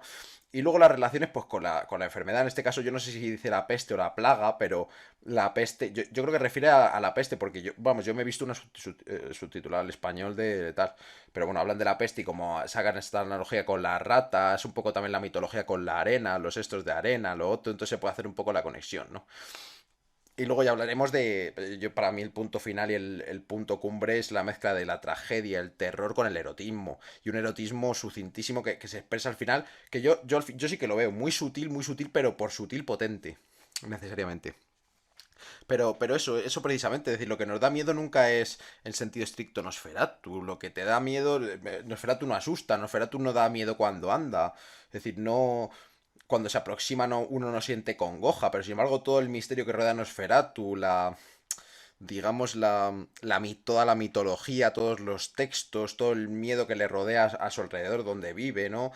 Eh, la muerte que arrastra, porque arrastra la muerte consigo, la forma de repelerlo, de rehuirlo, todo eso causa pavor, porque representa el mal en sentido amplio. Representa el mal en sentido amplio y cómo el mal se abalanza. Pasa más o menos con Fausto. Cuando aparece, una vez más saca otra vez lo de la peste o lo de una plaga, ¿no? En el sentido de que cuando va Satanás, el mismo Satanás, para llevarse el alma de Fausto y poder poseer toda la tierra, pues inserta una plaga o una peste en la ciudad donde vive Fausto para abocarle a venderle el alma.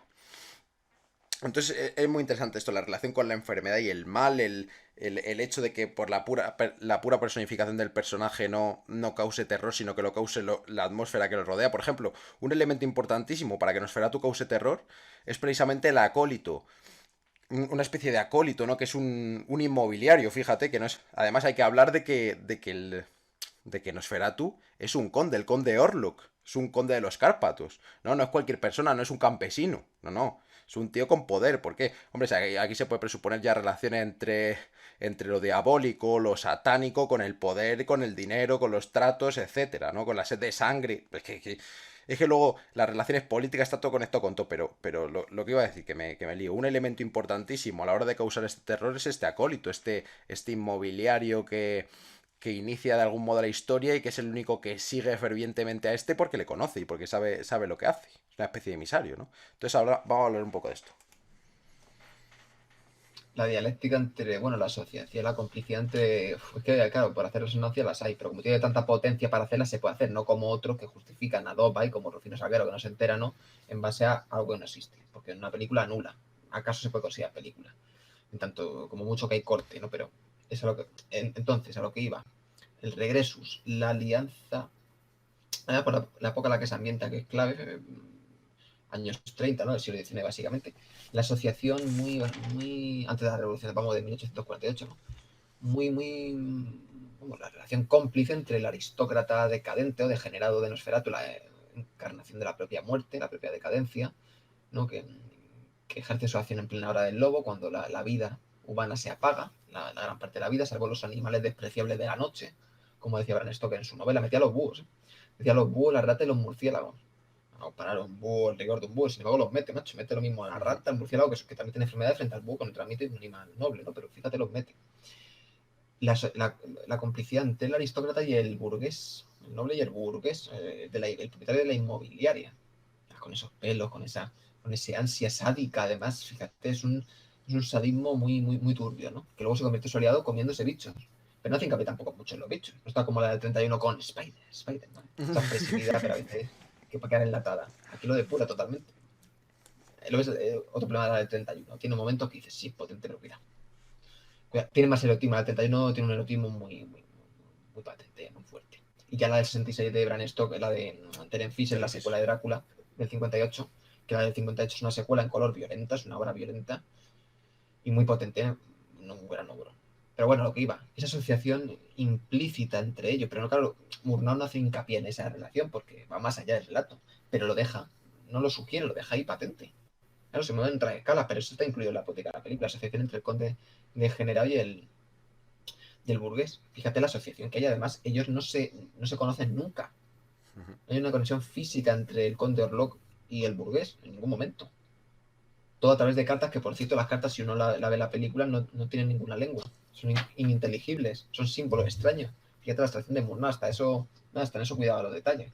Que dicen que Visconti cuidaba los detalles metiendo esta papel original del siglo XIX dentro de cajones que luego no se firman en la película. Bueno, eso son manías. Nada de puro. Ya. Es que lo del gato pardo, mira que me parece una obra maravillosa, pero es que hay puntos que me descuadran. Tengo que verla de nuevo. Porque lo de los bailecitos, en fin. Bueno, Muchas vamos horas al de tema, macho. bailecito. Es que me acuerdo de Cumbre Borrascosa de Wilder, de Madame D, de Max Ophuls, con esas transiciones sublimes en los bailes que representa el paso del tiempo, el amor y todo, y de repente va a Visconti todo el rato en la retórica del baile. Yo no sé si llega. Eso le tengo que hablar, ¿no? Y si nos la vemos los dos y pues, me la vuelvo a ver, nos la vemos y hacemos un directo porque es que hay algo que me Venga, despega. va, Bueno, lo que. va, va. Toda esta asociación. Entonces, Murnau lo que hace es representar la Gacela, pero no se centra en ella. Claro. Es que se mueve muchísima escala en las acciones paralelas, los barcos, que es todo, todo, todo, todo, todo, todo. Y luego cuando la amada se despierta por la noche en plena hora del lobo, ¿no? Anhelando a quién, en plena hora del lobo, ¿a quién anhela? Porque por el día no se hipnotiza, sino es por la noche. Y claro, no es que esté enamorada de Nosferatu, es que es algo más, ¿no? Es algo más, fíjate, ese amor que tienen los dos diurno tan bonito, en el momento de la partida del amado llega el viaje, la muerte empieza a envolverse todo eso. Solo hay una escena de día, ¿no? Cuando está contemplando el mar, pero está extraída mirando al horizonte, esperando al único que puede ir por mar, porque su amado ha ido por montaña, ha ido en caballo, y lo sabe ella. Ujú. Entonces, fíjate. Bueno, te dejo paso, porque son muchas escalas, es que es una obra con tanta complejidad. Sí, de hecho también es interesantísimo esto porque establece también una relación amorosa casi metafísica de atracción fatal entre Nosferatu y la mujer, simplemente por el hecho de que del hechizo de Nosferatu y del encaprichamiento de Nosferatu de la mujer. Es que no tiene más. Y todo esto es lo que quedará ya patente, objetivado en la escena final. Es decir, toda esta escena que a lo mejor podría pasar como por encima si uno no es muy sutil, quizás se la pierde, ¿no? En el sentido de que está esperando a Nosferatu, tal, de que hay una tensión metafísica entre Nosferatu y ella, que nunca se han encontrado y sin embargo se conocen de alguna manera, de un hechizo, lo otro, ¿no? Quizá el destino, incluso lo que hablábamos ayer, el destino de morir de uno y de otro. Joder, es que cuidado, eh. Esto luego todo entronca con la escena final del erotismo y además, porque fíjate, date cuenta de que en la escena final, para encontrarse, es decir, vale, sí, digamos que el objetivo de la mujer, de que es una mujer pura, una mujer sin pecado, ¿no? Su finalidad es acabar con Nosferatu. Pero realmente para pasar por este acabar con Nosferatu, porque se la ve leyendo el libro, lo otro, lo que pasa por este acabar con Nosferatu es conocer a Nosferatu. Es decir, con toda la dialéctica metafísica y de la relación que han tenido, que nunca se hayan visto, etcétera. Joder, es que es una sutileza dificilísima de enarbolar. Primero dificilísima de comentar, pero más difícil es de crear. Una relación metafísica. ¿Qué más le pide? Que con cuatro duros y dos recursos. Pues nada, pues una obra maestra. Y, Y y, además, y ahora sí, hablaremos de esta secuencia final porque joder, macho. Que después es de las más. Tú me has dicho que ese fuera de campo, esa abstracción de la figura de Nosferatu es referencia y es clave para toda la historia del cine. Está enmarcada como de culto necesariamente y tiene mucha tela, es cojonuda. Ahora la hablamos ya como sublimación de esta relación tortuosa, metafísica e incluso sensual y erótica. claro, efectivamente. Además, saber dónde cortar en cada plano. El corte, cuánto dura el cuadro, en referencia, por ejemplo, cuando va a morir el capitán de barco que se ata. No se ve en ningún momento entrando en el campo Nosferatu para que le va con muchas películas de terror buenas, pero que hay una incursión, un reduccionismo de las significaciones por la incursión de lo corpóreo. Es decir, de la reducción de una idea metafísica abstracta y su concreción corpórea dentro del cuadro cuando le va a comer, ¿no? Cuando le va el monstruo a pillar. Todo eso, ¿sabes lo que te digo? Aquí hay una sombra, el fuera de campo, y se oscurece la imagen, siguiente secuencia. Ahí está la sutileza, ahí está la genialidad. Como cuando te avisas las escaleras. No se ve la sombra en fuera de campo y luego va subiendo el protagonista, ¿no? Porque reduciría el reduccionismo corpóreo, ¿no? Luego el concepto del espíritu, como destrucción de. Eso es una cuestión de la racionalidad humana, ¿no? El concepto de espíritu viene por la destrucción de la cadena de lo corpóreo. Cuando pasamos ya al descubrimiento de los gases, del líquido, o sea, antes se conocía, ¿no? La prehistoria, los cuerpos y lo corpóreo y lo líquido, ¿no? Lo físico, no, lo sólido y lo líquido, pero lo gaseoso no. Ya está el concepto de espíritu. Entonces, ¿cómo realizamos el concepto de espíritu personificando pero abstrayendo? Pues lo fuera de campo pertinente cuando va a agazaparse. La única vez que Nosferatu está en el mismo cuadro es en el último, cuando está extraído en la distancia. Claro, en momentos muy concretos, no es el monstruo que va a comer, que va a matar, que es un monstruo esa fuera que va a matar, no es un monstruo. Es que es una idea muy profunda. Es que ahí está el. Sí, sí. Es prácticamente un fantasma, un espíritu, algo que está fuera de su propio cuerpo. Por eso la potencia no radica. Es que es eso. Por eso la potencia terrorífica no radica en Nosferatu, en el cuerpo, en el fenómeno de lo que es Nosferatu, sino en todo lo que le envuelve y en lo que está dentro de él. Claro que cuando los del pueblo, por ejemplo, hablan del demonio, ¿no? que por ahí pulula el demonio. Si es que no es Nosferatu, no es la persona que a lo mejor alberga Nosferatu. Es en sí mismo su espíritu que contiene, pues eso, es decir, luego, ¿quién puede definir el espíritu de cada uno, ¿no? ¿Quién puede definir, y más el espíritu de Nosferatu? Claro, que es Nosferatu, si este es el doctor, o sea, joder, el doctor. El Con- conde Orlok, perdón, es el conde Orlok.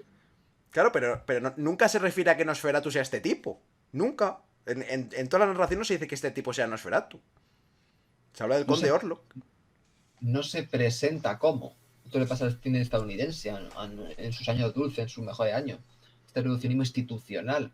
Jurídicamente, sí, el conde Orlok compra un piso, pero nunca se presenta. Es que él nunca se presenta ante nadie, salvo ante el primero y la amada. Pero nunca se presenta ante nadie. En concreto, te presentamos aquí al conde Orlok, pasará de 31. Pero bueno, aparte, sí, claro, ya empieza. Nuestra se acostó, ¿no? Como le gusta, pero bueno. Se presenta, pero oye, tiene potencia, pero no llega a este nivel, claro, ni mucho menos. Pero se presenta pero luego sí un burgués con buenos modales, que luego, bueno, tiende a, bueno, a morder, ¿no? En callejones Claro, o pero cerca de la ópera, una muchacha que le vende flores. ahí ya se juega más con el esteticismo golfo del Bela Lugosi, su presencia, el pelo para El atrás. tema era principio de los años 30, ese golferio se nota muchísimo, se nota muchísimo. Entonces, Nosferatu es una obra maestra, porque además toda obra maestra tiene siempre una ambigüedad muy potente. La peste que la trae la rata, Nosferatu, la muerte como idea, es decir, no se puede cantar uno, está todo entretejido de tal modo como Retorno al pasado de Turner, que todo tiene tal profundidad que por eso es ambiguo. Lo ambiguo no es confuso, es una ambigüedad luminosa, es una ambigüedad que tiene varias interpretaciones por su potencia. Retorno al pasado igual, por mucho que diga no se quería ir con esta al otro, que no es eso, que no es eso. No puede cantarse por los dos mundos, ¿no? Robert Mitchum. Y al final hace esa llamada ambigua, ¿te acuerdas? En la Sí, sí. proximidad de la película llama. ¿A quién llama? Dices a la policía. Bueno, la policía estaba acercando el terreno, va a morir. Es un fatalismo, una mezcla entre fatalismo, la voluntad, el amor, que hace una síntesis que al final se estrella todo, ¿no? Y al final esa mentira piadosa. Es decir, igual aquí, igual aquí. Por eso Turner aprende a lo grande, maestro, esta sutileza, esta perfección. Para mí el erotismo en esta película más, hombre, no hace hincapié, pero sí tiene, hombre, Claro, puede haber interpretaciones eróticas muy sucintas, los trajes blancos y eso siempre cierto, penetrando por esa figura monstruosa, porque más es una figura monstruosa. No es como Bela Lugosi, que es un conde repeinado, elegante, estilizado, una figura fea, es una figura repulsiva, pero no como un monstruo, sino como un conde con una cara claro, sui pero generis. tanto. Pero es lo que te iba a decir, tanto más potente es. Porque, claro, resulta que una figura monstruosa, al final, es decir, es la que acecha a esta joven y de alguna manera la hace estar anonadada por la. Es decir, sea feo, no sea feo, sea un espíritu, sea realmente el conde Orlok, o sea lo que hay dentro del conde Orlok, o sea un fantasma, un espíritu, varios espíritus, lo que sea, o la idea de mal en sí mismo, le consigue hacer consigue en ella una especie de atracción que además se sublima no por la imagen del conde Orlok, que es el que al final muere, es decir, el que muere es el conde Orlok. Es decir, no muere lo que hay más allá del conde Orlok. ¿Quién toma? ¿Quién? A ver, es que vamos a hablar ya de la escena del final. Es decir, Es decir, se aprecia al final la entrega de la mujer. Manda al marido a por las frutas. Manda al marido ya a por las medicinas. Y ella, ya decidida, ¿no? Habiendo leído el libro y todo, pues desea terminar con Nosferatu, con lo que sea Nosferatu, o con el conde Orlok, digamos. Que además se mueve siempre de una manera fantasmagórica, nadie le trata, bueno, en fin, etcétera, ¿no? Y entonces, claro, cuando abre la ventana, que ya es la declaración para que venga, es decir, le da el permiso, ¿no? Es decir, todo el mundo cierra las puertas y las ventanas porque parece que se cuela el mal por ahí. No, no estamos hablando de la peste, sino del mal, ¿no? Cuando abre la ventana ya y se hace vulnerable ante el mal, ante la peste, ante lo que estemos hablando, porque es que es retorcidísimo, se ve saliendo a Orlok, pero el que entra en la habitación, bueno, se puede presuponer que es el fenómeno, como persona, como sujeto es Orlok, pero no vemos a Orlok, vemos a una sombra que acecha, que se cuela, que sube rápidamente, que se cuela en la habitación, y aquí hay una relación muy potente con el corazón, es decir, el corazón, pues eso, hablando de los filósofos clásicos, el cimón, ¿no? El pecho, donde viene la fuerza, el espíritu, donde reside el espíritu cuando se agarra del corazón, pero claro, ¿dónde está el corazón en la mujer también? Es decir, ya aquí tiene, pues eso, los pechos están, las tetas, lo tiene aquí, y se agarra de aquí la mujer. Entonces, cuando se agarra de aquí, claro, es decir, se agarra de eso antes de abrir la ventana. Antes de abrir la ventana. Es decir, es que es potentísimo eróticamente porque no es el conde Orlok el que la acecha, no es el conde concretamente. es un espíritu inefable de a saber qué. Es el mal en sí mismo, lo que la está acechando eróticamente. Entonces, ¿qué hace este? Es decir, a la vez, es decir, aparece esta sombra, ¿no? En esta escena fastuosa, en este plano maravilloso, en el que aparece la sombra de la mano que va a agarrarle el corazón, y claro, le agarra el corazón, pero también agarra donde tiene esto necesariamente. Entonces, es que es una relación, o sea, fíjate, una relación erótica entre un espíritu de saber qué es, que no se explica, y además tan sutil, con una mujer con la que ha establecido una relación metafísica que a la vez estaba predestinada para destruirle. Macho, no se puede hacer más con una película. Es que no se puede hacer más, es que está aquí, es que está aquí. Te dejo ya que te he silenciado.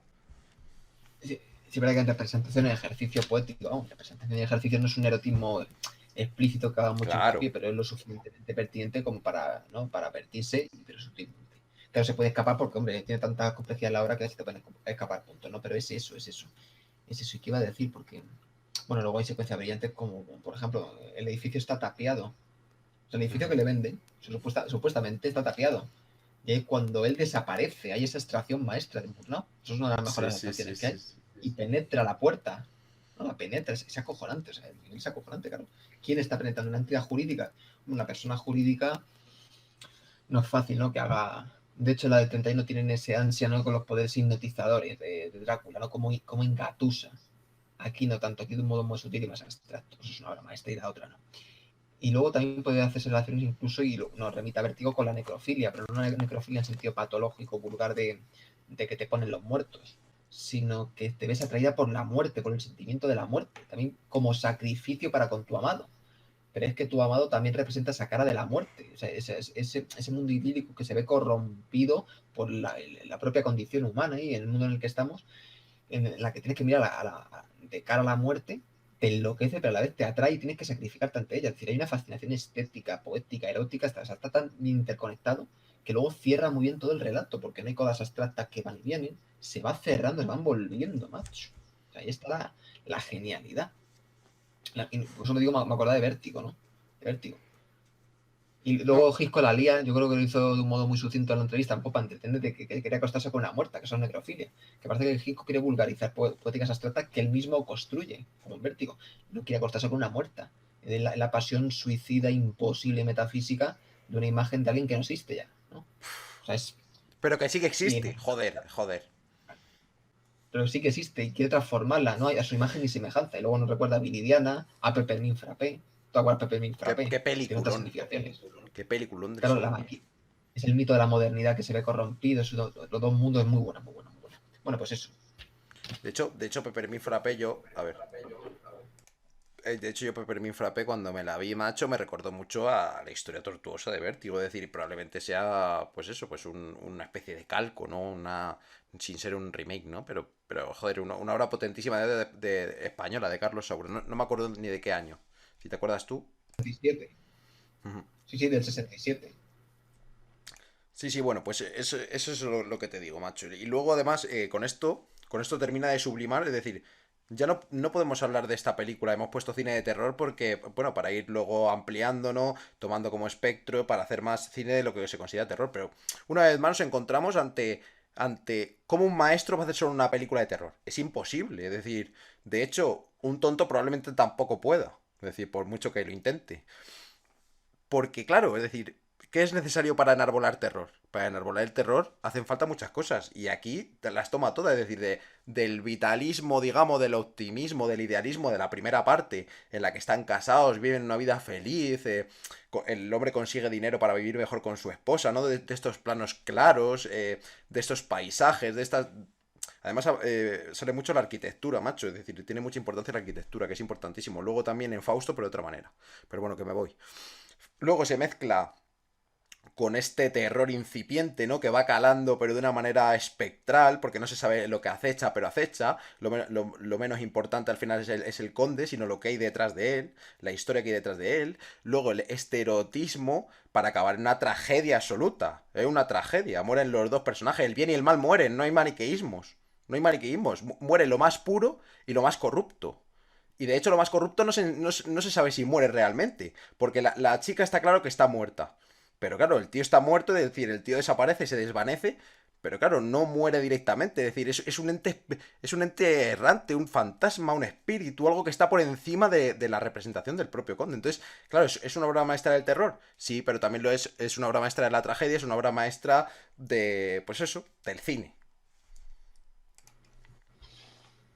Que además es una muerte distanciada. Me recuerda a Cumbre Borrascosas, pero de otro modo. La muerte en Cumbre Borrascosas se hace en un plano tomando de detrás a los protagonistas cuando el brazo de la amada cae. Se te ponen los pelos de punta porque es el corte maestro de un poeta sublime. Cierra totalmente todo, ¿no? Y luego ¿no? Hablar sobre la esposa que ya está muerta, ¿no? Luego no recuerda el último tango, pero he dado la vuelta, ¿no? Todo, o sea, todo está muy bien interconectado. Luego ya la tumba de nieve vemos lo que es, por eso claro, ves, es una cosa tan profunda, una relación tan profunda en tantas capas de la historia del cine, de todas las épocas, y luego ves las patochas postmodernas, que estúpida adolescente macho, y dices que me están colando. A mí no me colan nada, o sea, el que trague, trague, yo no voy a tragar con estupideces, ¿no? Es un cuadro distanciado el último cuadro, es decir, la muerte, la procesión fúnebre se mueven en un, dos, en tres escalas. La escala donde está, pues no sé si el médico, el cura, no sé, ahora mismo no me viene a, ¿no? Cuando, no sé si está triste, está acongojado. Ujú. En el segundo plano está el amado con la amada fallecida en la cama, desde la distancia, y al fondo está, ¿no?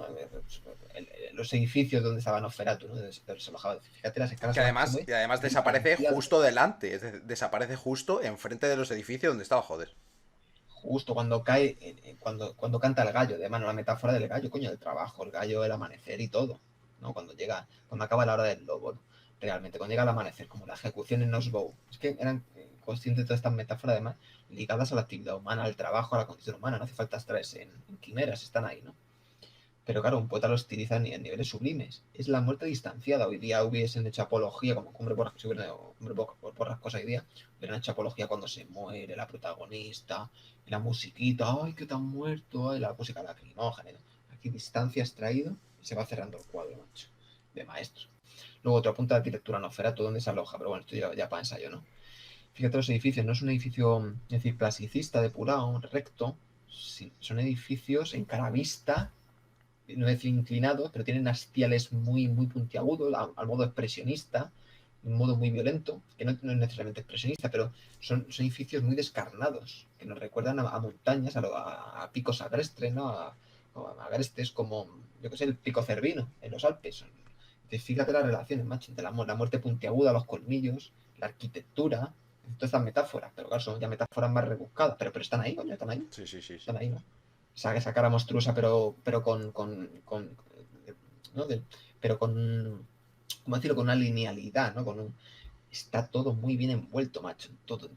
Es que no, Una obra todo, macho. maestra de primer nivel y además, bueno, también, bueno, a mí me habría gustado, ya lo haremos para otro directo, hablar de Fausto, pero Fausto en ese sentido, macho, que lo clavan con la arquitectura, cómo las casas se vuelcan sobre los caminos tortuosos, tenebrosas, Y macho, el gabinete, y el gabinete del vaya doctor dos. Caligari. Yo me la tengo que ver, todavía no me la he visto. Y bueno, es eso, es eso. Yo, bueno, luego también cabe destacar también los juegos de sombras, ya lo hemos dicho, ¿no? En el final, pero el juego de sombras maestro que abstrae a la entidad maligna del propio doctor, que luego se verá en muchos poetas. Hablábamos mucho de la representación de las sombras, por ejemplo, con William A. Wellman o con Howard Hawks. Coño, todos estos cineastas han mamado de lo bueno, han mamado de lo bueno, que no hay más. Y luego los claroscuros maestros, además del cromatismo inserto, por ejemplo, cuando se extrae, por ejemplo, la figura, pasa muchas veces también cuando se extrae la figura del protagonista, del hombre que, vale, del que está casado con la otra, que de repente la imagen se vuelve oscura o sea, por necesidad, tal. Una obra maestra, una obra maestra. Yo es que tampoco tengo mucho más que decir. No, y además con su momento de calma pertinente. Por ejemplo, cuando están jugando, es el bridge, lo que están jugando, Sí. ¿sabes? El deporte, dando la pelotita. Claro, hay momentos cotidianos, porque la obra tiene que tener momentos cumbre, momentos que bajan, los momentos de transición. Claro, eso no es una acción, no es una escena, una secuencia innecesaria. Que además, de hecho, es cuando le da la carta, ¿no? Y se la llevan a la amada que está varada en la playa. Pero esta secuencia del bridge, lo que están jugando, macho, que no me sale. No sé lo que están jugando ahora No, mismo. no me acuerdo. El bridge. Eso se llamaba el. ¿Tú te acuerdas que había un juego inglés? Sí, sí, Cricket. sí. No El cricket. cricket. Sí, es el cricket. Sí. Yo creo que sí. Dicho bridge. Me ha ido la... Es el Bueno, cricket. pues, claro, esta secuencia, todo esto es necesario, claro, todo esto es necesario, macho. Y luego Claro, el plano, bueno, no, es que todo. está compuesto de forma Cuando llega, ¿no? sinfónica, macho. cuando llega a la posada y dice que va a visitar al conde Lola, las reacciones de la gente, cómo agrupa las caras, pero no de un modo muy expresionista. Murnau se Claro. mueve en un estilo, su estilo sui generis, pero sin acentuar el expresionismo, como por ejemplo el gabinete Dr. Caligari. O la de la mañana a la medianoche, el paradigma del expresionismo, porque es que es desenfadada completamente, ¿no? Esa película. O Fausto. Fausto mucho más expresionista. Y luego Freeland, cómo se mueve. Bueno, pues todo esto, macho. Una auténtica obra de arte, pero vamos, capital, capital. Sublime, sublime. Y bueno, yo creo que, a ver, yo más o menos voy a cambiar de plano. Yo creo más o menos lo tengo. Llevamos 1 hora 52. Yo más o menos Ah, creo que lo hemos dejado más o menos. Yo no tengo mucho más que decir. Vamos, que es que luego también habrá que hablar más de obras expresionistas, más de Murnau, ¿no? Pero. Y seguro que nos dejamos el algo, pero terror. tampoco hay que revelarlo todo, ¿no? Ya habrá más programas, etcétera. De terror, todo. Entonces no sé si tendrás tú Justo. algo más que decir, algún tema que introducir respecto a esto. No, si nos sale aquí el fatalismo, el hombre lobo del 41, a diferencia del 61 de Fischer, por ejemplo, porque entronca con ese fatalismo. En el 41, por ejemplo, hace hincapié en que sufro esta maldición y no puedo dejar de ser hombre lobo, ¿no? Es una cadena de sucesiones. Sin embargo, Terence Fisher remonta al mito histórico y poético del hombre lobo, ¿no? La mujer secuestrada y mancillada por tal, que es una obra maestra, ¿no? Pero bueno, como se pueden hacer muchas conexiones, pero claro que nos tiraríamos o sea, hemos resumido perfectamente, o sea, hemos hecho una exégesis sui generis de esta obra maestra absoluta del cine, que podríamos hablar como muchas otras obras. Vamos dejando pie pues, a otro directo y es que inconmensurable, claro, como buena obra maestra. Sí, sí, yo por mí ya lo hemos dejado más o menos cerrado. Hemos hecho la exégesis y se queda para posteriores filmes de Claro, terror y tal, y posteriores filmes mudos. Hablaremos más de expresionismo alemán, hablaremos más de tal, etcétera. Así que yo creo que por aquí, perfecto. Depurado. joder. Pues ya está. Muchísimas gracias a todos los que nos habéis estado viendo. Como siempre, muchísimas gracias a Colin Rivas, que nos ha hecho un par de hosts. Es que al principio no me funcionaba bien el chat y no lo he visto bien, pero de cualquier modo, muchísimas gracias, Colin, macho. A ver si hablamos más, hacemos algo, etcétera. Luego también, recordar, este vídeo lo tendréis subido mañana, no pasado mañana. Mañana tenéis en YouTube, ayer que estuvimos hablando en un tono más informal, de anécdotas, de experiencias vitales, de cosas más inefables, ¿no? Y no tanto en discurso teórico como hemos estado hoy, como es natural también en la última filmoteca y formatos para todo. Ese lo tendréis mañana en YouTube. Como digo, nos podéis seguir en la última filmoteca, nuestro canal de YouTube, @última filmoteca en Twitter para no perderos nada. Después podéis visitar nuestra página web, laultimafilmoteca.webnode.es. Ahí podéis encontrar todos nuestros datos, nuestra productora, nuestros proyectos, etcétera. Y colaborar con nosotros económicamente si queréis, porque nos ayudéis a desarrollarnos. Ya solo con vuestro apoyo aquí es suficiente, pero os suscribiros aquí y que también nos ayudéis muchísimo, ¿no? Y pues eso. Ah, bueno, Instagram, la última filmoteca, igual. También voy publicando por ahí cositas para cuando hacemos directo o tal, que os enteréis. Antes de nada, antes de terminar de cerrar, muchísimas gracias Alberto Agudo por haber estado una noche más con nosotros. Ha sido un directo cojonudo. Hemos hablado de todo, cine mudo, expresionismo alemán, seguiremos hablando, cine de terror. Un placer como siempre, maestro. Muchas gracias. Pues igualmente, aquí estamos y además con una obra maestra. Eso además regocija, no da regocijo. Y aquí estaremos, a pie del cañón, como siempre. Bueno, pues muchísimas gracias, como digo, Alberto. Y luego también mencionar este jueves, los directos seguros de esta semana. El jueves estamos con pelotazos de los 90. Tenemos que comentar todavía cuál haremos, pero a mí Drácula de Bram Stoker hay que hablarlo porque me parece buena idea. Y luego también el domingo estaremos con directo principal de la semana, todavía no lo sabemos. Igual hacemos una encuesta en YouTube, estaos atentos, la última filmoteca, para que podáis verlo, si no, os lo traemos pronto. Y a lo mejor entre medias puede caer un cine de golferío, un directo distendido, que también nos gusta hacerlo porque vemos que os gusta a vosotros también y participáis más. Sea como fuere, muchísimas gracias a todos por estar, muchísimas gracias a todos por apoyarnos un día más. Agradecidísimos con vosotros, de verdad. Esto ha sido la última filmoteca, el último producto del cine de la realidad ante la posmodernidad y nos vemos en nada, prontito. Hasta luego.